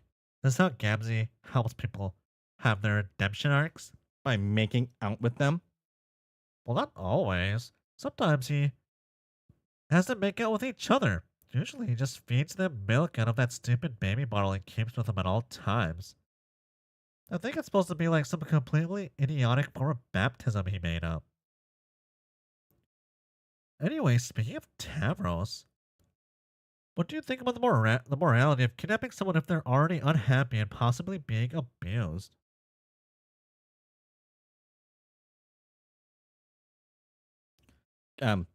What? Okay, so like if you kidnap someone and the situation you're kidnapping them into is way better than the one you kidnapped them out of, that's not morally wrong, is it? After this, maybe. Hmm. No. John, are you trying to get me all flustered with such highly illegal sweet talk? No. Are, are you flustered? I might be, if I thought you would actually break the law. Hey, I can totally do it. Believe it when I smell it. Okay, I guess I'm gonna do it then. Sure. I'm totally gonna do it. Next time we talk, it'll be me telling you all about my successful and highly illegal kidnapping ventures. Uh, whatever you say. Anyway, nice huddle, Egbert. But I have to go. Wait, What? you're going already? But you barely said anything. You just listened to me ramble about Earthsea's problems. Isn't that how these conversations usually go? Yeah, but I guess it is. But it doesn't have to be like that, you know. Hmm. So, what's going on with you? Did it occur to you that maybe the reason I called you is because I want a brief reprieve from what's going on with me? Oh, yeah, that makes sense. I just don't want you to feel like you're my psychiatrist or whatever.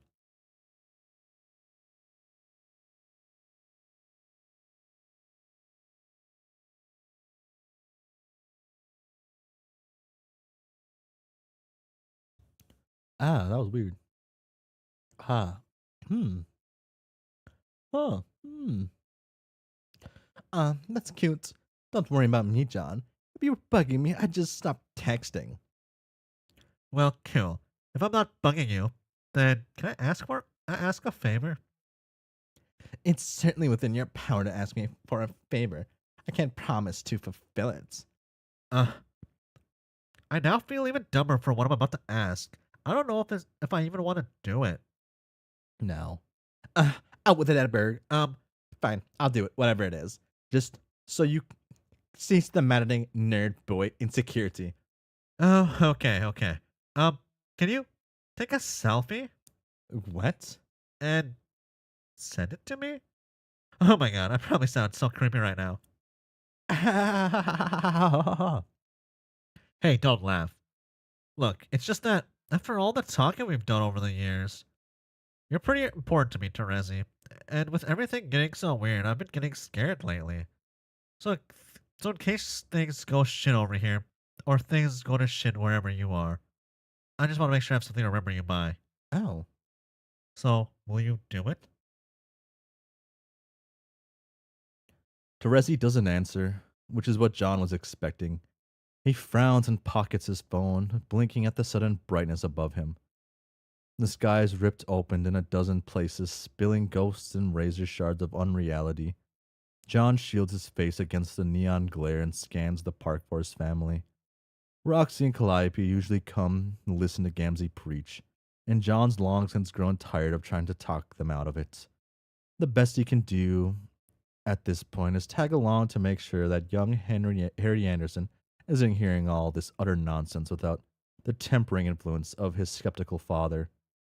It's the responsible adult thing to do, remember. Well, it would be the responsible adult thing to do if John were actually doing it. Instead, he just spent the last 10 minutes surreptitiously texting Terezi under the hem of his suit jacket. Now he's lost track of his wife, his son, and his wife's sort of ex-girlfriend in the entrapture throng of all these brainless clown worshippers. The crowd is mostly ghosts, but there's a substantial number of Carapacians and human citizens out here tonight as well.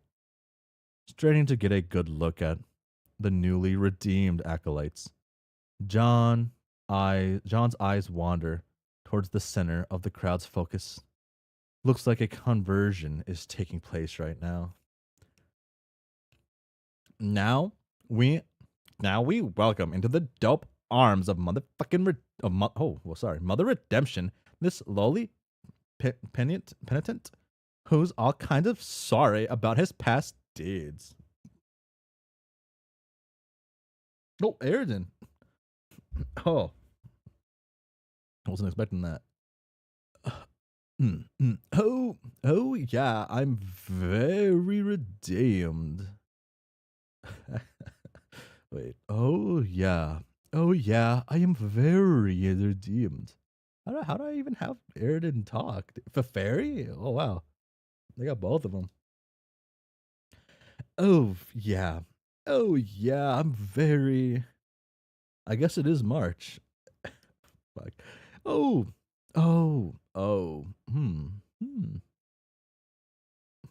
The fairy mentioned in this economy, Ernest text isn't even the right color, and I'm pretty sure these two already reconciled somewhere near the end of the comic. Oh, yeah. Oh. Oh, yeah, I'm very redeemed. Very redeemed. Are you sure? Beth, you don't believe me? What do I have to fucking do? Crawl on the fucking ground at your feet? Snorting and snuffling at your shoes like a mushroom sniffing pork fiend? Sizing up those covetous, sweaty delicacies stuffed within? Like a couple of premium shrimp loaves, garnished with 10 exquisite pygmy sorry, wieners. I'm a worm, Fef. I'm the lowest of the worst. Would you still love me if I was a worm, Fairy? Okay. If that's really how you feel, I guess I can accept your apology. Nice. Now, this is what I'm talking about. All this forgiveness and shit up in the motherfucking house. After all, what's a little murder between Moirels? I guess that's true. It happens to the best of us. You both are so close to the redemption now. First, a little righteous splash of the nana nectar to cleanse that dankness from your souls. The nana nectar. Okay. Gamzee takes out a baby bottle and flicks it, covering them both with little drops of milk, as clergy does with holy water. He then takes a swig from the bottle himself before returning it to his codpiece. Now, kiss my motherfuckers. Finally, pucker up, Pfeff, and plant one on me. You gotta, it's the rules. The motherfuckers, right. It's all been fucking critical to both your redemption to kiss and make up. If it's for redemption, then very well. Very well. Oh, fuck yeah. Rub a dub dub. Come, give me a glove. John makes a disgusted face at Gamzee, grabs the trolls by a horn each, and mashes their faces together. One of them looks extremely into it. The other, not so much. John would have been transfixed by the spectacle for longer if his phone didn't start buzzing in his pocket again. He fumbles it out of his coat and checks. Terezi Pyrup sent John Egbert the photo. Here. .jpg. Fairy. God. I love Gamzee a little. He's so terrible, it's good. I really like Gamzee because it's fucking awful. And that's what makes it like fun. He has some fun lines, maybe. Maybe that's what he entertains me. He entertains me on the page. He looks around, then presses accept, embarrassed to realize how fast his heart is beating. Before he can look at at the photo, a familiar voice breaks through the din of the crowd. Yo, John, over here, hon. John puts his phone away quickly, Roxy holding Harry Anderson on her shoulder. John can see his son's face, grinning and bright-eyed, bobbing above the crowd. He returns the smile and starts to make his way toward his wife. Just then, a dark shadow passes over the park. The crowd falls silent as they raise their heads to watch a drone ship pass by overhead. Its design is insect-like, splitting into many jagged branches, each decked out with weapons and cameras. It's completely silent and encased in armor with a bright red finish, smooth and seamless.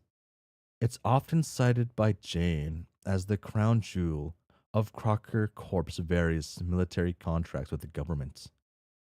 John reunites with his family and takes Harry Anderson from Roxy. The toddler buries his face in John's chest to escape the horrible sight crawling across the sky above them. Calliope clasps her hands together and stares at the ship with a terse expression. It's getting less and less unusual to see those things in the Troll Kingdom, isn't it? Yeah, I can't help but think the government's getting ready for something big. You worry too much. Jane's got her head on straight. She'll show you yet. Let's not talk about this right now. Yeah, you're right. It's getting late anyway. We should head home. See you next week, Callie. Oh, yes. Always, Roxy. That night, after he and Roxy put Harry Anderson to bed, and Roxy retires to their room for the evening, John goes to his office and prints out the picture of Terezi. He doesn't have any nice photo paper to put it on, so it comes out too dark with the colors all smeared. He scrubs the printer history settings when he's finished. When his anxiety is assuaged,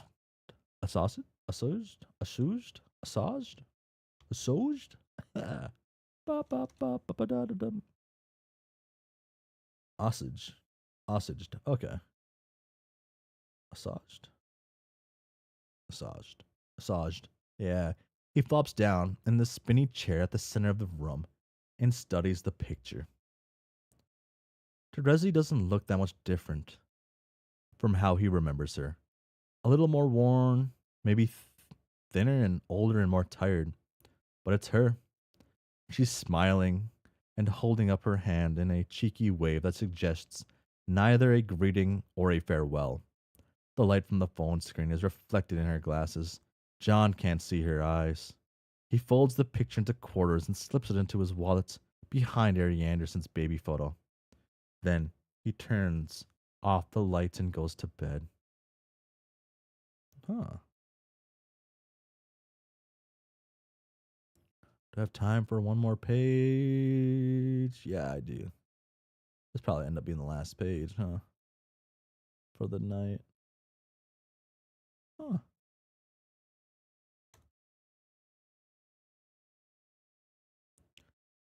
I'm Jay.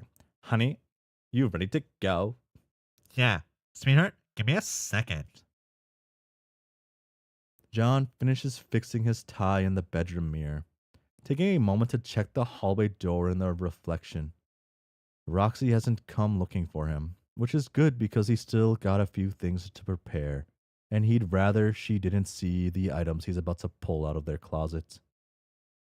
He hasn't told his wife what he's planning because he doesn't want to be talked out of it. Typically, he rankles at the prospect of spending time with Jane and her family, so Roxy was surprised when he agreed to hold Harry Anderson's 5th birthday party at Jane's mansion. But she didn't question him about it. In fact, all she did was tip her head at him and blink a few times, her long eyelashes catching the light, making her eyes look like mirrors. It was disconcerting for reasons that he couldn't put his finger on. It's not like Roxy had ever been argumentative exactly. He just seems to remember someone from his youth who was somewhat more contrarian in spirit than this person he's married to now. Back when they were dating, John thought she was acting a little off. Not quite in a bad way, but perhaps a little too in love too fast. At least she still seemed like herself most of the time. But since the wedding, every year that goes by, she seems to become just a little more conciliatory. Not just towards him, but towards life in general. She indulges Harry Anderson liberally and almost thoughtlessly. She doesn't care that her best friend is slowly turning into an executive overseeing the corporate arm up the puppet ass of a ruthless dictatorship. She still thinks Gamzee's being sincere about all this redemption bullshit, even though he's been casting an increasingly dark and hungry shadow behind Jane. A malicious royal visor to her begrudgingly imperial persona. John's been frustrated with it in a quiet, guilty way because he loves his wife. And even more than that, he loves their son. When he doesn't think too hard about all this stuff, it seems perfect. But sometimes John can't help but lie awake at night staring at the dark ceiling until he loses the grip on his perfect life entirely. He starts to fear that if he closes his eyes, he might reopen them to discover it was all an illusion. Harry Anderson, Earthsea, Lord English's alleged defeat, or maybe stretching even further back than that, the trolls, the game, everything important and exciting that's ever happened to him. Was it all a lie? Like some big prank? No. At least some of it had to be real. Dave, Jade, and Rose are real. Their friendship is real. At least, it used to feel that way. He needs to believe it still is. And what about Terezi? She's real too.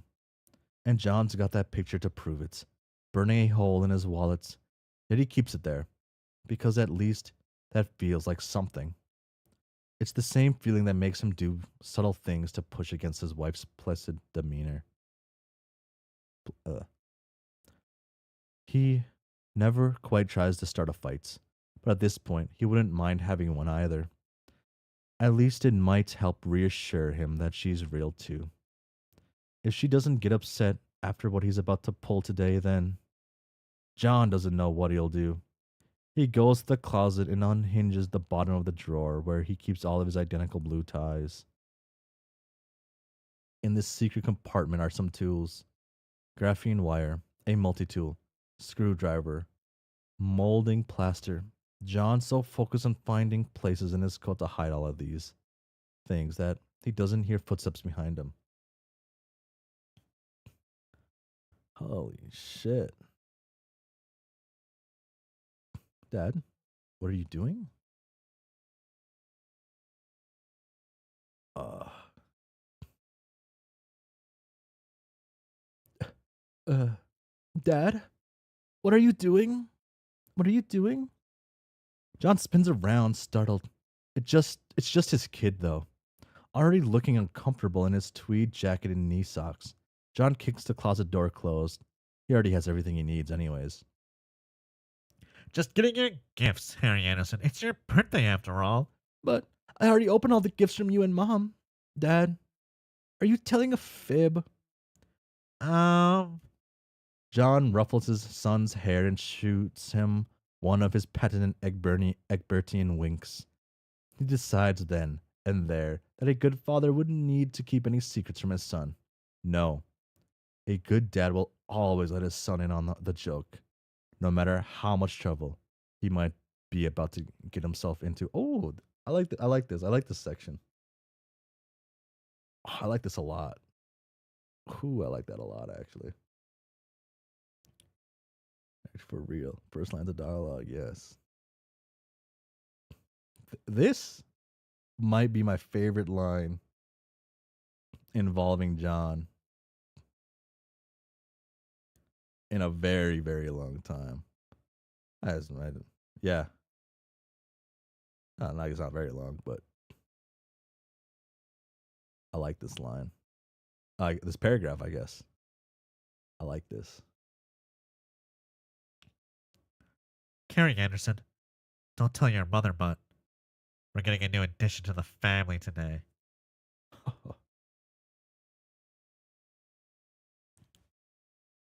It's little Tavros Crocker who opens the door to Jane's opulent mansion. He's still so short that he has to stand up on his toes to reach the knob. He stares up at his visitors with a serious expression, the prescription on his spectacles distorting the size of his pupils so they look like big, wet, depressing sinkholes. John's heart wrenches at the sight of him. He's so young, but he always looks so somber and sad. Oh, hello, folks. Oh, oh, oh. Can I have some more? Can I have some more, sir? Ah, shit. Hold on. Oh my god. Ah,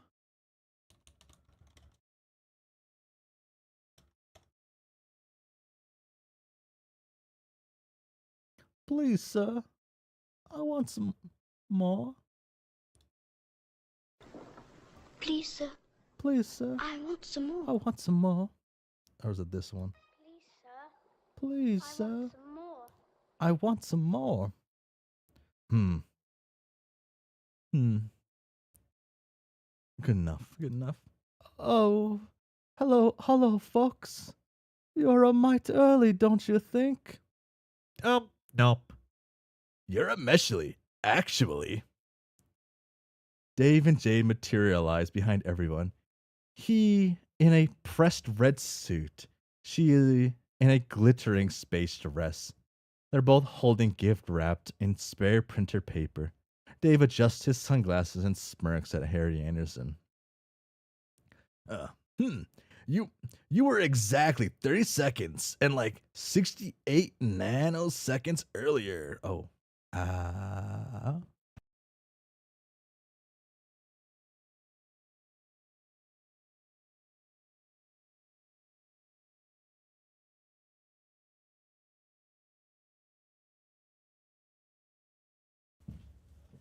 Uh, please, sir, counter. Oh, eh, You're a Messi. You were exactly 30 seconds and like 68 nanoseconds early. oh my, OMG. Oh, F off, Dave. You're getting even cornier than John, and you're not even a dad. Oh, oh, that's sad, kinda. No, that's just sad. I feel sad for Jade in this time. Yeah, Dave. You know, time later. We see the fits. Eddie K, my guy Harry over there, seems to be enjoying my material. It's like you're a living atomic clock. Man, I love this kid. What kind of 5-year-old is into atomic clocks? 5, 30, 31, 27, 27. No, they're like 31 then, huh? 31, 32. What kind of 5-year-old is into atomic clocks? Are they 29? Ass. I'm about to say every time. At every age around there, I'm about to say. Damn, every time I see him, I just want to pinch his cheek and tell him about what things were like when I was his age and shit. If you like kids so much, Dave, why don't you just buy one? Buy one. Jade, I don't know. I know that what you think you were doing there was like smoothly inserting the idea of us one day adopting kids into the conversation. But what you actually just described is literal slavery, which is both illegal and bad. At least we know slavery's still illegal. Maybe you're the one who's illegal and bad. Ever think of that? Nope, never once crossed my mind. Anyway, John, Roxy, you heard the lady. Can we buy your kid? No, he is not for sale. Do you all want to come in or not? Tavros has been waiting patiently for the adults to finish talking the whole time. Like he always does. He leads everyone inside with a stoic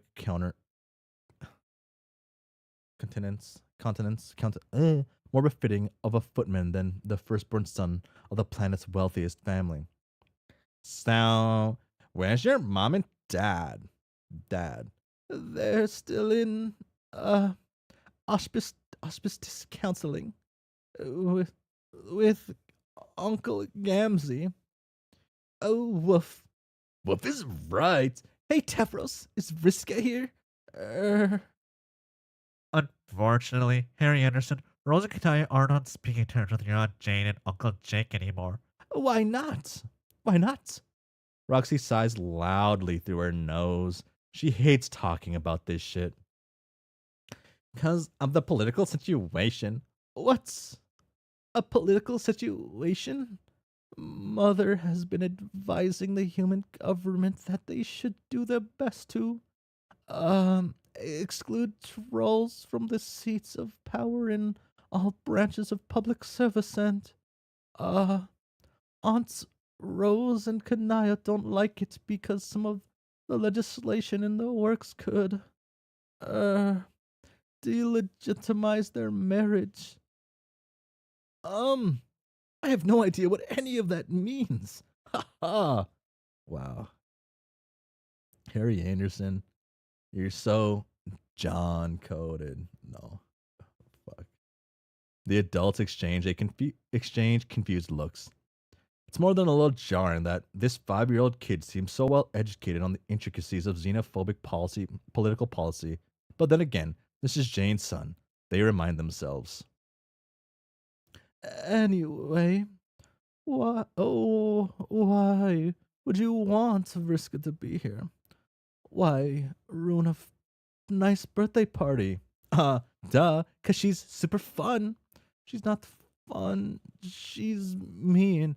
Yeah, to you, 'cause you're a wuss. Harry Anderson Egberts. Don't call other kids wusses. Hey, what's even wrong with being a wuss? Harry, my dude, you need to unplug from toxic masculinity. From what? What have you been teaching this kid? Dave, sometimes I can't really believe this is the adult you chose to become. It's actually great, isn't it? Yeah, I guess so. Uh, damn, ruining this great childhood friendship. What sort of ships could emerge from this? Uh, the exact same ones that emerged from Homestuck, the comic. It seems like. Uh, ah, man, I really like Dave so much. God, he's never gonna recover though. Dave, Dave, Dave will never recover from this. Was it this one? No, it was the next one, wasn't it? I wish I could like go forward. It's a flash, so you can't. I don't think it would even be this one. It would be further in. Would have been after stuff. Ah, right? Or what? I don't think it was that one. Ah. Oh well, I forgot where everything is.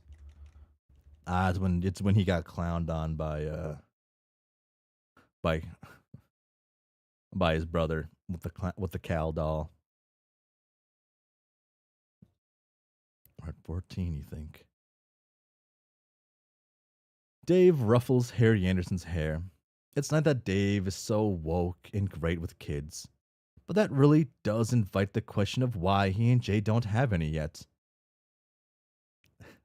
There's still something sad and wistful about Dave at the moment, as he pointedly avoids letting Jade take his hand while they're led into the game room. Jade and Dave still laugh and trade barbs with each other like old friends, but there's something disconcertingly sterile about it.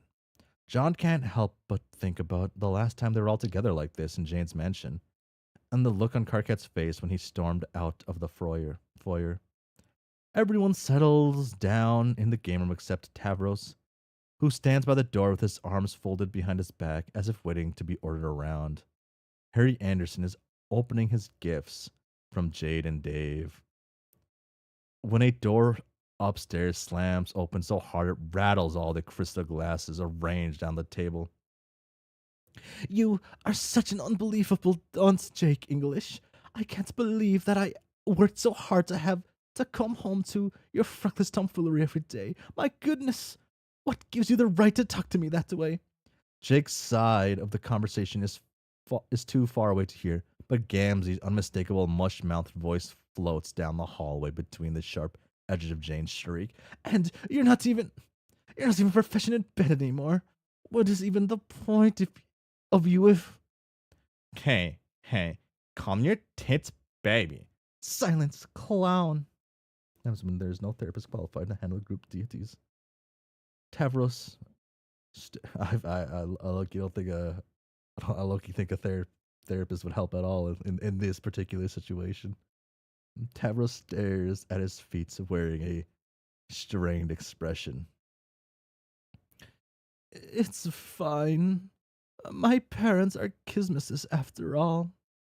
Jane storms downstairs. Her guests are completely silent as the sound of her heels echo down the hall.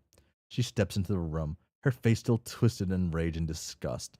The moment her eyes fall over her gathered friends, however, her expression changes like someone flipping a switch. She smiles, looking cordial and perfectly pleasant, fluttering her lashes like there's nothing in the world more important to her than being an excellent host. Oh, that's a terrible thing to say. True, even if they weren't gods, a therapist would need a therapist within a week. Oh, you need a lot of things. Oh, hello everyone. I'm sorry that I was not able to greet you at the door. I had some pre-appointed business to attend to. I trust that Tavros led you all inside without trouble. Yes, ma'am. Good boy. Jane pats him on the head as she goes by, patronizingly, like you'd pet a dog or Gamzee. Harry Anderson, my dear. Auntie Jane. Jane stoops down to her knees and throws her arms open. Harry Anderson bolts across the room and throws himself into her ample chest, nuzzling into her cheek as she laughs and ruffles his hair fondly. John turns his head aside so that no one sees the queasy face he's making. Jane is, unfortunately, Harry Anderson's favorite aunt. She gained his affection the same way she gains everyone's affection. She fucking bought it. Look at you. You've gotten so big and strong since I last saw you. I grew a whole 3 inches. Yes, I can see that.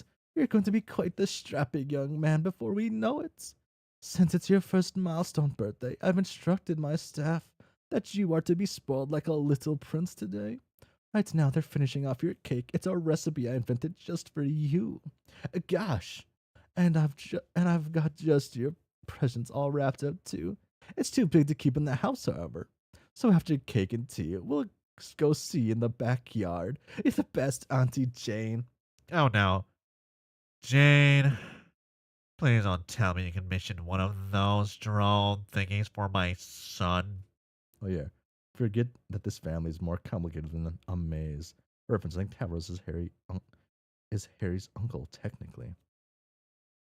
Jane rises to her feet, huffing. And if I did, John, what would the problem be with that? Um, Are you saying that you don't want to assure your son's safety? In troubled times as these, one can never be too careful. Roxy, back me up here, honey. There's no way you'd be okay with that, right? Roxy fiddles with one of her earrings and casts her gaze around the room, looking at every and anything but her husband. Dave and Jade have also developed a profound interest in patterns woven into the expensive carpet under their feet. Gee. Well, I can't say I'm comfy with it, but But, Janie means well, John, and it'd be rude to just refuse a gift from my bestie like that. Besides, you're just assuming she got Harry Anderson and Imperial drawn. She never said that was what it was, did you, Jane? ... It's like the Greek gods having a complicated family tree, for real, for real. Jane's tight-jawed silence confirms she did indeed have a little instrument of government oppression crafted for their son on the momentous occasion of his 5th birthday. John has to pinch his nose and practice controlled breathing to keep himself from getting mad for real. Getting in an argument right now would totally fuck up all his plans. okay, fine. You know what? I don't really care. Really? Yeah, it's whatever. I get it. Jane's just trying to show that she cares. You know I do adore little Harry Anderson. What I do care about, however, is that cake, and not eating it, I mean. Excuse me? Nothing personal, Jane. It's just that I'm not the biggest fan of cakes. Instead, I was wondering if maybe I could go visit the trophy room. You know, the one where Jake keeps all the memorabilia from that dumb show he used to be on. You mean poppin', hoppin', pistol lockin' with Jake English? No. Or do you mean doing the trials from a notable social figurehead, stars versus enemies of the state with your host Jake English? That one's still running, isn't it? Unfortunately, yes. Yeah.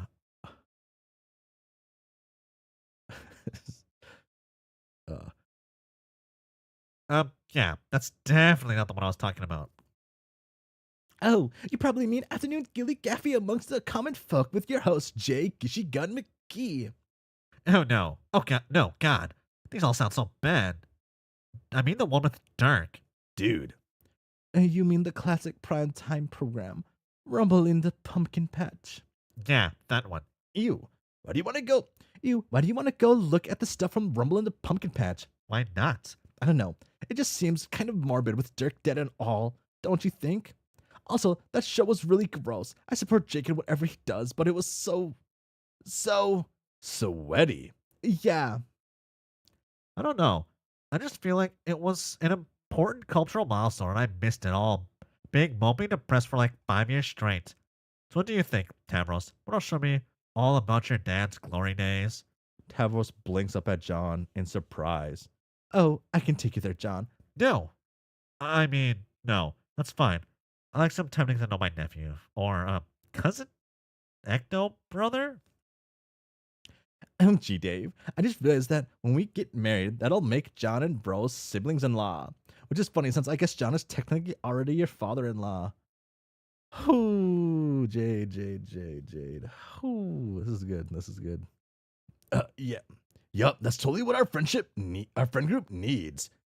To be even more incestuous. What does incestuous mean? It means that everyone's really good friends, Harry Anderson. Just dumb fancy words for BF. Oh, no, I hit a button. No. Okay. It's a big word for grown-ups, though, so feel free to unknow it, sweetie. Oh yeah, that's totally it. Um, um, Hey, Tavros, let's go, buddy. Dave, Roxy, no.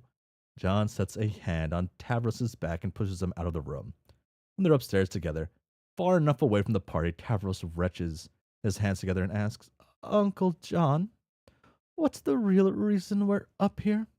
Oh, I can see that you were getting uncomfortable. You don't like being around big crowds like that, do you? But you don't like to be alone either. Well, not in this house at least. I wouldn't want to be alone here either. It's not a very nice place to live, is it? I'm not sure I understand what you're meaning, Uncle John. Here, come with me. John grabs Tavros by his chubby wrist and begins dragging him around the corner from one featureless white hallway to another. This isn't the right way. I know. Hey, Tavros, why don't we just go to your room for a minute? Oh.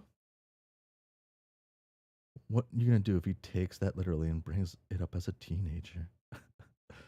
uh, Tavros tugs on John's hand and leads him back a few steps.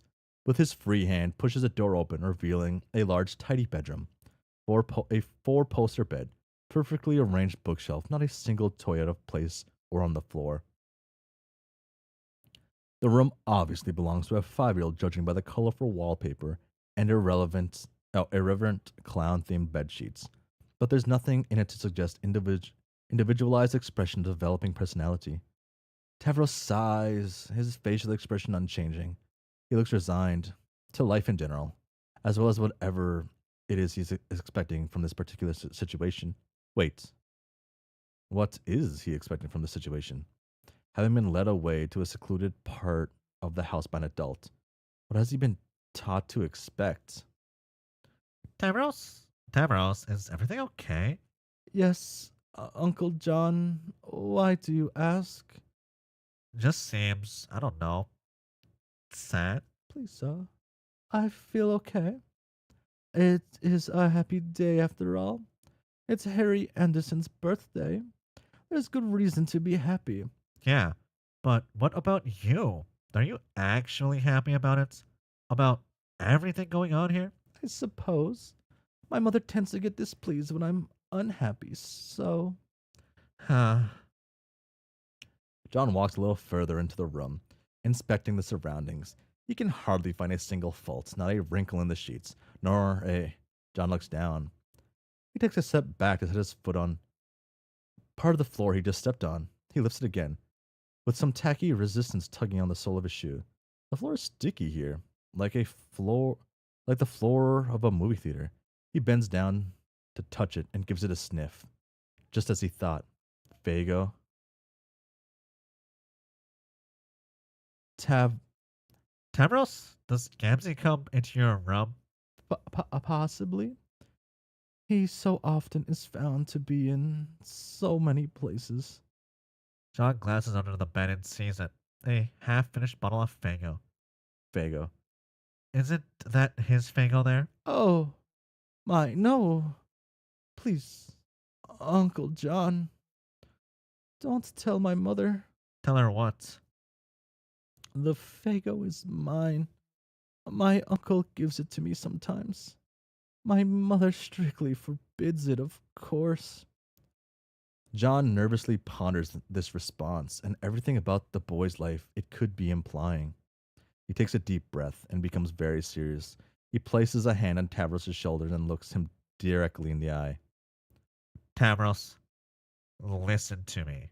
Are you getting bad touched by your uncle Gamzee?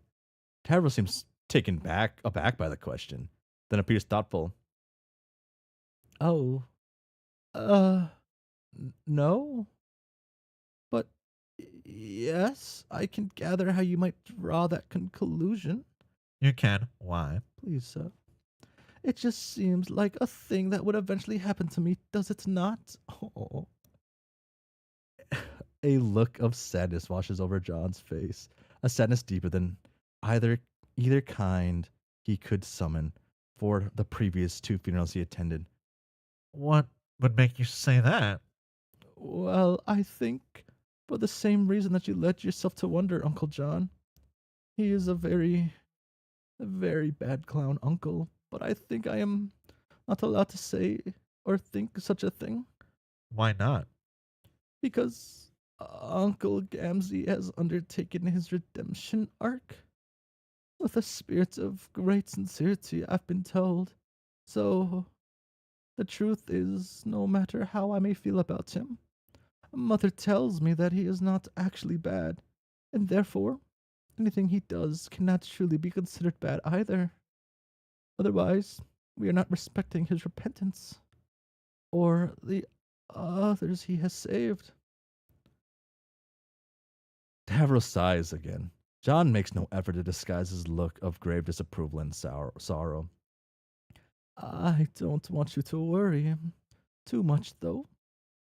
His occasional sojourns in my room are not any especially ill intent, I don't think.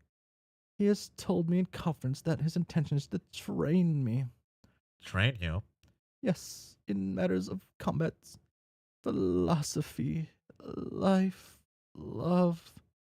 I suppose to behave the way a mentor does as he sees it. Anger wells up in John anew.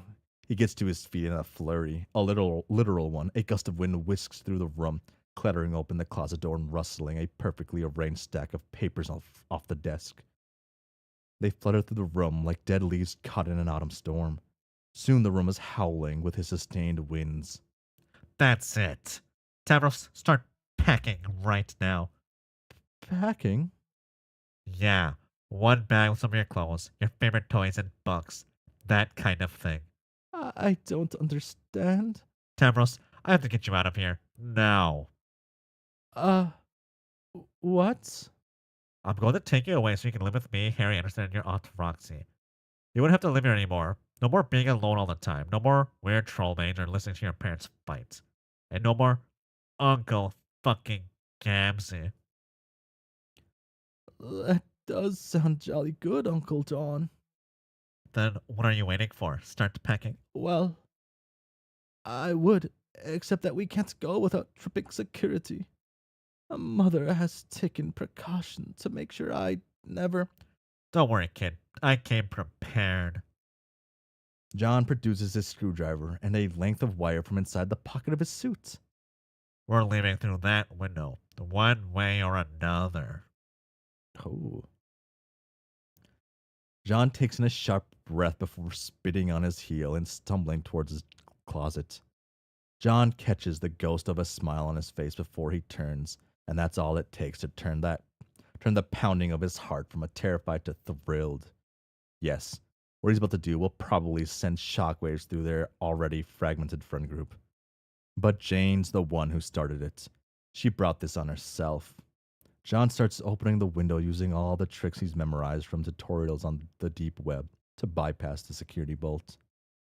He whistles to himself, thinking about how happy Tavros is going to be with him. Roxy and Harry Anderson. Jane barely even seems to like the kid, but Jake does. Jake loves him, even though he was totally trapped into this unhappy relationship because of the pregnancy. So it seems to John the only way to save Jake from this unspeakable prison is to subtract the only thing he cares about. Roxy will be mad at first, but John is certain that she'll what? Acquiesce? Acquiesce? Is that really what he wants? He considers with a sense of guilt how exhilarating it would be if she finally fought him on something. John starts to laugh to himself when the window pops open suddenly. No alarm goes off. The deep web was right. Fresh summer air rushes in and fills John's lungs. His head swims with giddy, high feeling of being on the verge of getting away with some shit. Wow.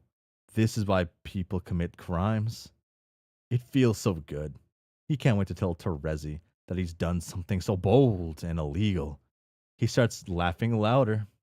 Tavros is laughing too, quiet and cautious at first, but picking up steam as he begins to taste the sort of freedom he never allowed himself to imagine. John turns shocked to see Jade standing in the bedroom door. She looks like a shadow with dark hair hiding her face. John can't tell what kind of expression she's making under there. She speaks softly. John, what are you doing?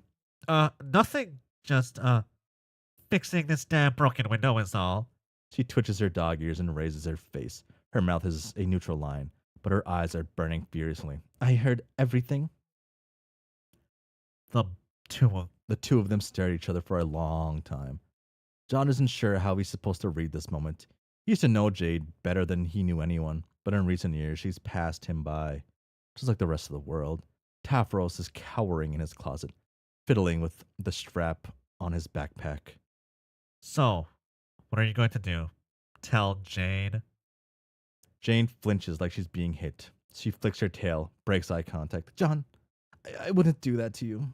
You'd end up on Jake's stupid execution dance-off show. Then, are you gonna help me? She shakes her head. I can't do that either. You know this is just going to make everything worse, right? Jane, I don't know where you've been these past few years, but I don't think things can get any worse. I mean, even today, Jane was up there hollering at Jake about his dick. Oh, wait, about how his dick doesn't work right when she knew we were all waiting for them downstairs. I know, but all you're going to do by kidnapping him is piss everyone off. Please, sir, can I have some more? Excuse me, dearest aunt, but is it kidnapping if I badly would like to go? See? I understand where you're coming from, but I don't think you've actually thought of this through. The Candyverse is suffering. Yes, I have. Because I've been planning for years. I know that I've been pretty, flaky in the past, but this is really important. I know what I'm doing. An execution death show. Jade sighs in frustration and pushes back her bangs. Are we sure this is an Alternia? John, Jane is one of the most powerful people on the entire planet. Do you really think you can keep him away from her if she wants him back? I'm sorry, but you just don't know them like I do. If you know them so well, Jane, then you know why I have to do this. I'm on your side here. I know Jane hasn't been the best parent, but stealing somebody's child, there has to be another way. A gust of wind blasts in through the window and blows back Jade's hair, leaving it all mused over her shoulder. John points at her. If there was another way, we would have found it by now. But there isn't one, because everyone's been all brainwashed by marriage or whatever the hell happened over the last few years that made things be this way. It's like everyone just talks past each other all the time. John, I'm the only one who ever seems to realize that something's wrong. I would really be chuffed if the two of you. Even you, Jane. You're not listening to me right now. Sorry. Would you stop quarreling and listen to me for a spell? That's why Karkat left. Because you didn't listen to him. Just like you don't listen to Dave. What the fuck, John? This isn't about me and Dave. Yes, it is. I mean, not directly, but cosmically. Yeah, it is. Cosmically? You knew that Dave and Karkat were in love with each other, but you went ahead and totally messed up their relationship anyway. What? Jane, don't pretend you have no idea what happened. I can't believe this. John, that's a low blow. You don't know the first thing about me, Dave's relationships. I know more than you think I do. I know that you pressured him into the whole relationship. I know that they both hated it and only went along with it because they cared about you and felt obligated. And Jane, I love you, but honestly, how does this make you any different than Jane? I'm nothing like her. Well, you're nothing like the Jane I used to know either. The wind in the room picks up. It skates against the walls, dislodges books from the shelf, gets under the bedsheets, and balloons them off the mattress. The Jane I used to know was caring and selfless. All you ever wanted was for your friends to be safe. You weren't this selfish. Oh, is that what this is about, John? You don't like it that I'm not some helpless princess in the tower anymore? You don't like that I'm not doing things for myself, and you don't like that I'm doing things for myself now? What the hell are you talking about? Seriously, Jane, I don't know who you are anymore. Well, I certainly say the name for you. I can certainly say the same for you right now. Aunt Jade, Uncle John, you should really, I think this is their first ever serious sibling fight as well. The Sillies are locking in for the first time in their life. Truly. John and Jade stop. There is another shadow cast in the doorway, a much darker one. Excuse me, she says in a sugar sweet voice. But what the fuck is going on here? Oh, Jane, haha, we were just hollering at each other so loudly that everyone in the darn house can hear you.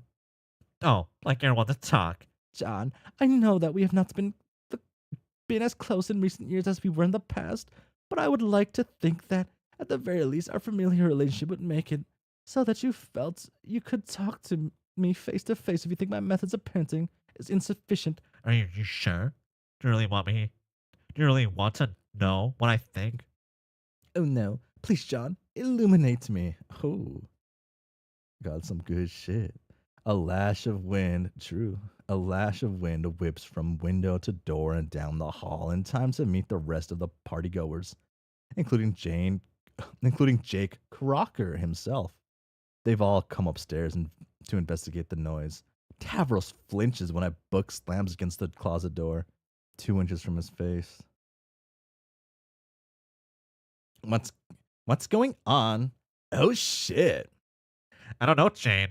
I feel like if I really speak my mind here, it might be dangerous. How do I know you won't have the secret police come and arrest me at the night? Excuse me? That's where this is all going, right? Your whole thing with the trolls? If you have something to say, then say it plainly, John. Fine. I don't think that you had bad intentions to start out with, Jane. In fact, I think you probably honestly thought that you were doing what was best for the world. You've always been a perfectionist, right? But over the last few years, you've morphed into a complete control freak. And it all started with your relationship with Jake. You forced him into a relationship, but Dirk's corpse wasn't even killed. I would like to point out. I'm sorry, but you're calling me a control freak. Dirk was the control freak after he died. I distinctly remember loosening up, in fact. I let go. I was actually retrieved to hear he died. Janie, what? Okay, that was a misleading statement. What I really meant was Jane, you're missing the point. that Jane and I were involved in a romantic dalliance at the time of his death. Dirk is dead. This isn't about him anymore. You're the one cheering the government along as it marches towards genocide. John, I hardly think you're qualified to opine on the nuances of the current political situation. Thank you very much. Huh. Is this how you talk to your husband too? He's actually, at the moment, my kismissus. And if Jake didn't want any of this, he shouldn't have knocked me up. Hello, chaps. I am right here. Oh yeah. Like that was such an accident. Can you honestly say that he wanted Any of this? Oh my god. The wind rises with the pitch of John's yelling, turning Tavros's bedroom into a miniature tempest. The gale upends on the bookshelf, snaps open the toy box, and sends all the debris spinning in every direction, smashing against the walls and bedposts. John doesn't seem to notice, encased in his own cyclonic armor. Cyclonic armor. You're a meshy. Oh my god, I'm so sick of all this domestic relationship shit every fucking day. Can we talk about something else for once? Yeah, Dave, I'm sick of it too. That's my point. Okay. Then John, can you just stop all this windy shit at least? No, I can't. I can't stop because I'm not the problem. Are you saying that I'm the problem? That's extremely reductive. Because I don't know the Tavros page. What that people are ignoring? Jake and Tavros pages, man. Ignored. Classic pages. Okay, yeah, there are lots of problems, but I've got to say, Jane, you kind of are the problem. A lot of this awful garbage revolves around you. You're the one always selling everybody on Gamzee's redemption arc, which is total bullshit. Putting him on billboards, organizing redemption rallies, and John, the people need something to believe in. If we are to live in an organized society, you simply wouldn't understand. and letting him sleep in your Uh, apples. Ah, and letting him sleep in Jake's bed. Feeding him that weird milk all the time. Ugh. ah. Hey, my relationship with my loyal auspicious is none of your business, let alone who it is I decide to share a bed with. Isn't it? You should go on your way to shove it in everyone's face. John, that is just uncalled for. It's bullshit, Jane. It's all bullshit. The wind surges again. The wind bangs open so hard that it smashes against the pane, sending shards of glass whipping through the storm. Everyone cowers from the rain of sharp projectiles. John catches what he's doing when he sees how terrified the kids look. He shuts his eyes and digs his fingernails into his palms, doing everything in his power to calm himself down. When he opens his eyes again, the room is completely destroyed. Tavros is all the way in his closet, clinging white knuckle to the edge of the door. Everyone else is clustered around the doorway. Jade stares at John with a dark expression. After a beat of silence, Harry Anderson starts crying. I, I, Roxy won't meet his eyes. Dave won't either. John turns to Tavros, opens his mouth to apologize, but the kid just ducks deeper into the closet, trembling. I'm. No one wants to hear it, John. John staggers back a few steps towards the broken window. His vision is blurring beneath a pool of angry tears that he can't hold back anymore. He wipes his face with both hands, all sloppy and clumsy, the way he used to cry when he was a kid. He doesn't open his eyes again until he's jumped through the open window. The sky outside is dark. He flies higher and higher, high enough that the air starts to get thin and chilly. Up here, the human kingdom looks so small. He can see the sun setting over the curvature of the earth, a brilliant arc of orange and red. It's like looking down a little toy city, a ship in a bottle. That's what the world feels like now. A tiny, fake model planet living inside a bubble. Look too hard, and the illusion cracks around the edges, like the black hole in John's anime dreams. There's a trembling in his hands that he hasn't felt in years. He looks up at the glimmering stratosphere and imagines piercing through it. Ah, would that pop the bubble, he wonders, or would he go hurtling through space forever? He's contemplating that, just flying up as far as he can until he flies into the sun or stops existing or whatever, until he realizes that his phone is buzzing in his pocket. He takes it out, almost drops it because how cold his hands are. His breath is frosting in the air as he looks at the screen. The color of the text sends a jolt through his blood. With shaking fingers, he answers the text. John, are you there? I really not to talk to somebody right now. Yeah, me too. Wow. Behold what happens when the most emotionally repressed God, who's gone decades without seeing much needed therapist, finally just shit. All of them needs therapy. Is he doing the windy thing, or is the windy thing doing him? Socrates is right now being jealous of Sunfire. Ah, damn. Ah, fuck. Okay, I can't do another page. Yeah, I can't. Okay. Ah, I really like candy. I mean, it is called candy, right? Uh, damn. Don't worry. Did your best with this one. Something I, okay, so something like about this outside of some of the things that happened, is I've lost the ability to I've really lost the ability to even have a chance to somewhat defend my favorite characters in the Candy timeline. At least it's like, damn, Jane, damn. Also, go drink water. I should. It's the easy route at the end of the day. Also, go drink water. So this is like the halfway point with Candy, right? Because Candy's like 40 pages, 40-ish pages, I think, or chapters they call these. Huh.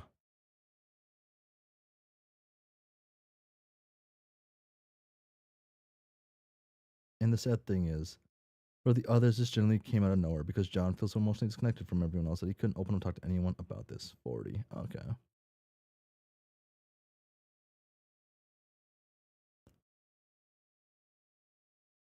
I think every character in here is like, like at least especially after Derek's death, feels like everyone's emotionally repressed. For the most part. A lot to understand timeline wise. Timeline, schmimeline.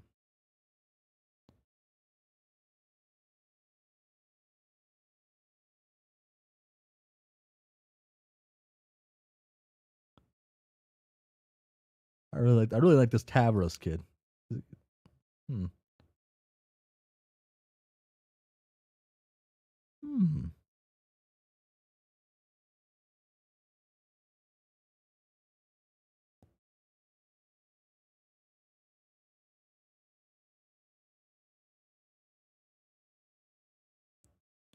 Also, John genuinely complimenting unaliving himself gave me chills when I first read it. Tavros Crocker is a pretty interesting character, not gonna lie, even if not as good as the original. Tavros Crocker. Tavros Crocker so far is leagues better than the original so far. Oh my gosh. uh, hmm. It'll be a shame if Tavros Crocker becomes irrelevant later on. I get like in like, how are they gonna do it? Would he even exist in the other version? I guess I don't know how they're gonna. I guess I don't know anything about the other side of the story. Tavros. I can't say anything good or bad as anyone about anyone. Okay, yeah.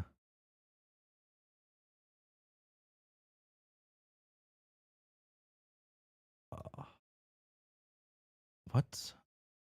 And a few things I can generally forget. A few things I genuinely forget about the epilogues.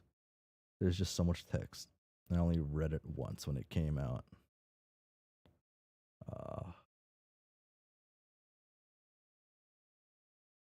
They're pretty good. I honestly wonder how things would have changed if he'd actually gone through with it or succeeded. Hmm.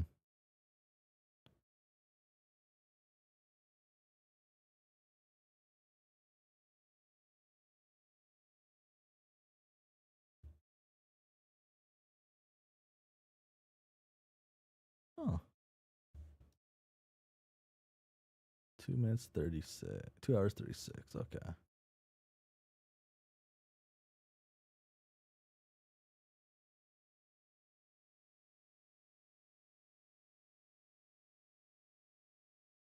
Huh.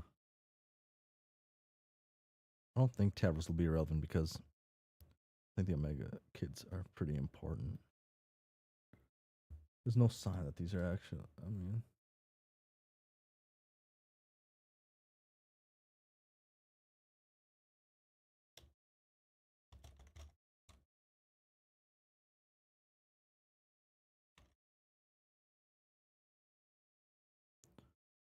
um,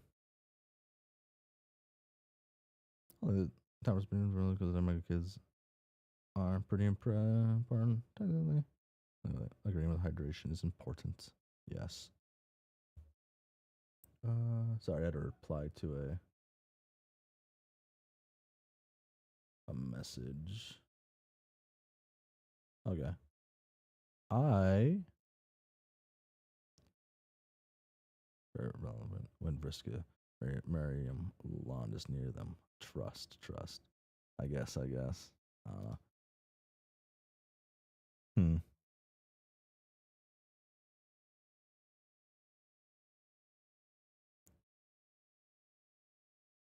Vriska's about to be the goat once again.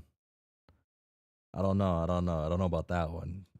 Um, based on these conversations,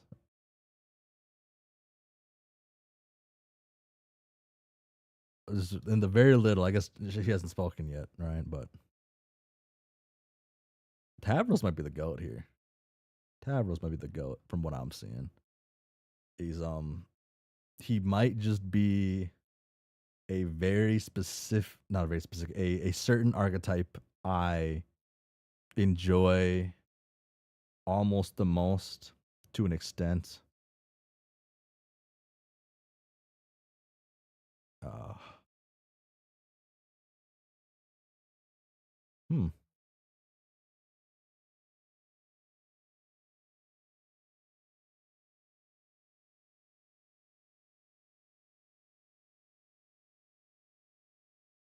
Hmm.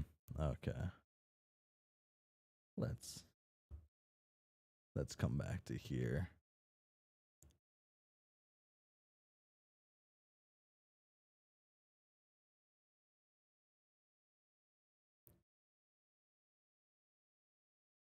Thank you, Chainsaw Man.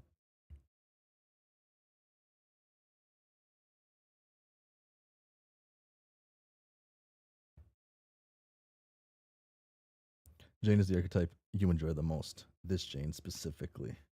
Uh, uh,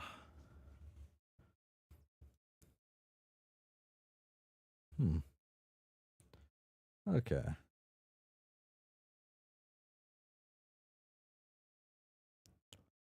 Well, Friday, Sunday. Dang, okay. Yeah, I won't be here Friday, Sunday. And normally what I would have done would have just streamed tomorrow. But I will not be able to stream tomorrow. At least at a normal time. I could stream technically at like 9 p.m. to like fucking like midnight or 11, but then I have to wake up like 5 hours after that. Hmm. Hmm. So, hmm. But so that was the epilogues. I think am I on epilogues 5? That's what we got to, right? 5? Yeah. Second page epilogue 5. Yeah. Also maybe double vast error. Yeah, a double vast error could be nice. Hmm.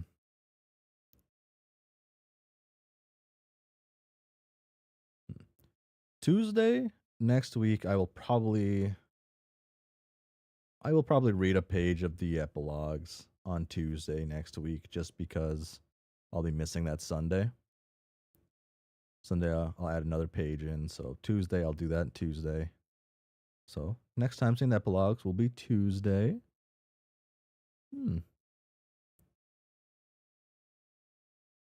Put that TV out of the way. I am man.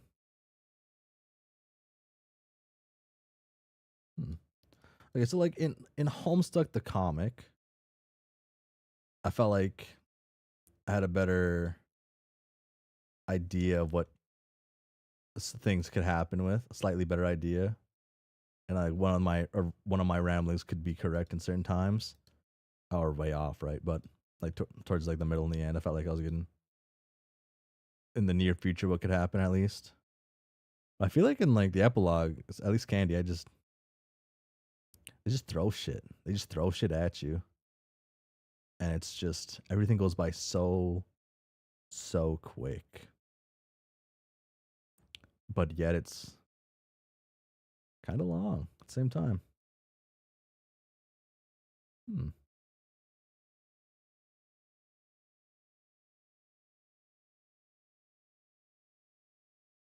Wow.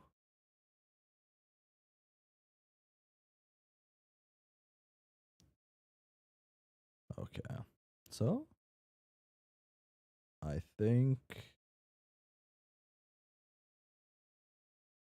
I don't think I have anything else to say real quick.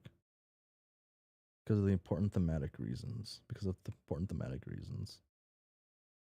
Okay. I think it's harder to like see what's gonna happen next.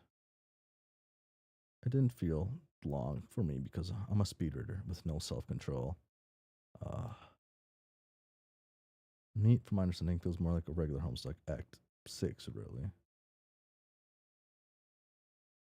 Hmm.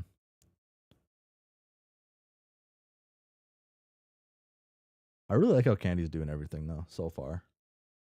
And I'll be curious to see how Candy and Meat go side by side. I guess I have no idea what it's going to be, but this will actually be explained later. I don't think I need anything explained in Candy. I could survive. This would be nice just to get like certain things too, but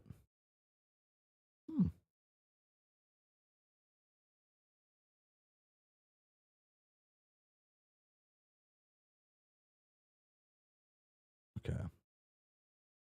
Everything will be explained later.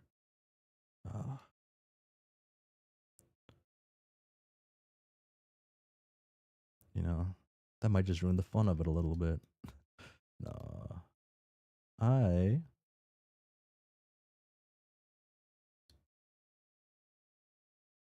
Yeah. I don't think I have anything else to add. For the Lord dumps. The length of Dad's eyelashes. Hmm. Joke. Anyway, good nights. Good luck with your next week. Whoa, I can do that? Oh, this changes things. Oh, wait, never mind. Oh, wait. Oh, my God. Sorry. Actually, oh. Oh, I didn't realize. I didn't remember or realize I could like grab text and drag it over and have text be. Oh, oh my gosh. This could have been so fun to do. Oh my gosh. Oh my God.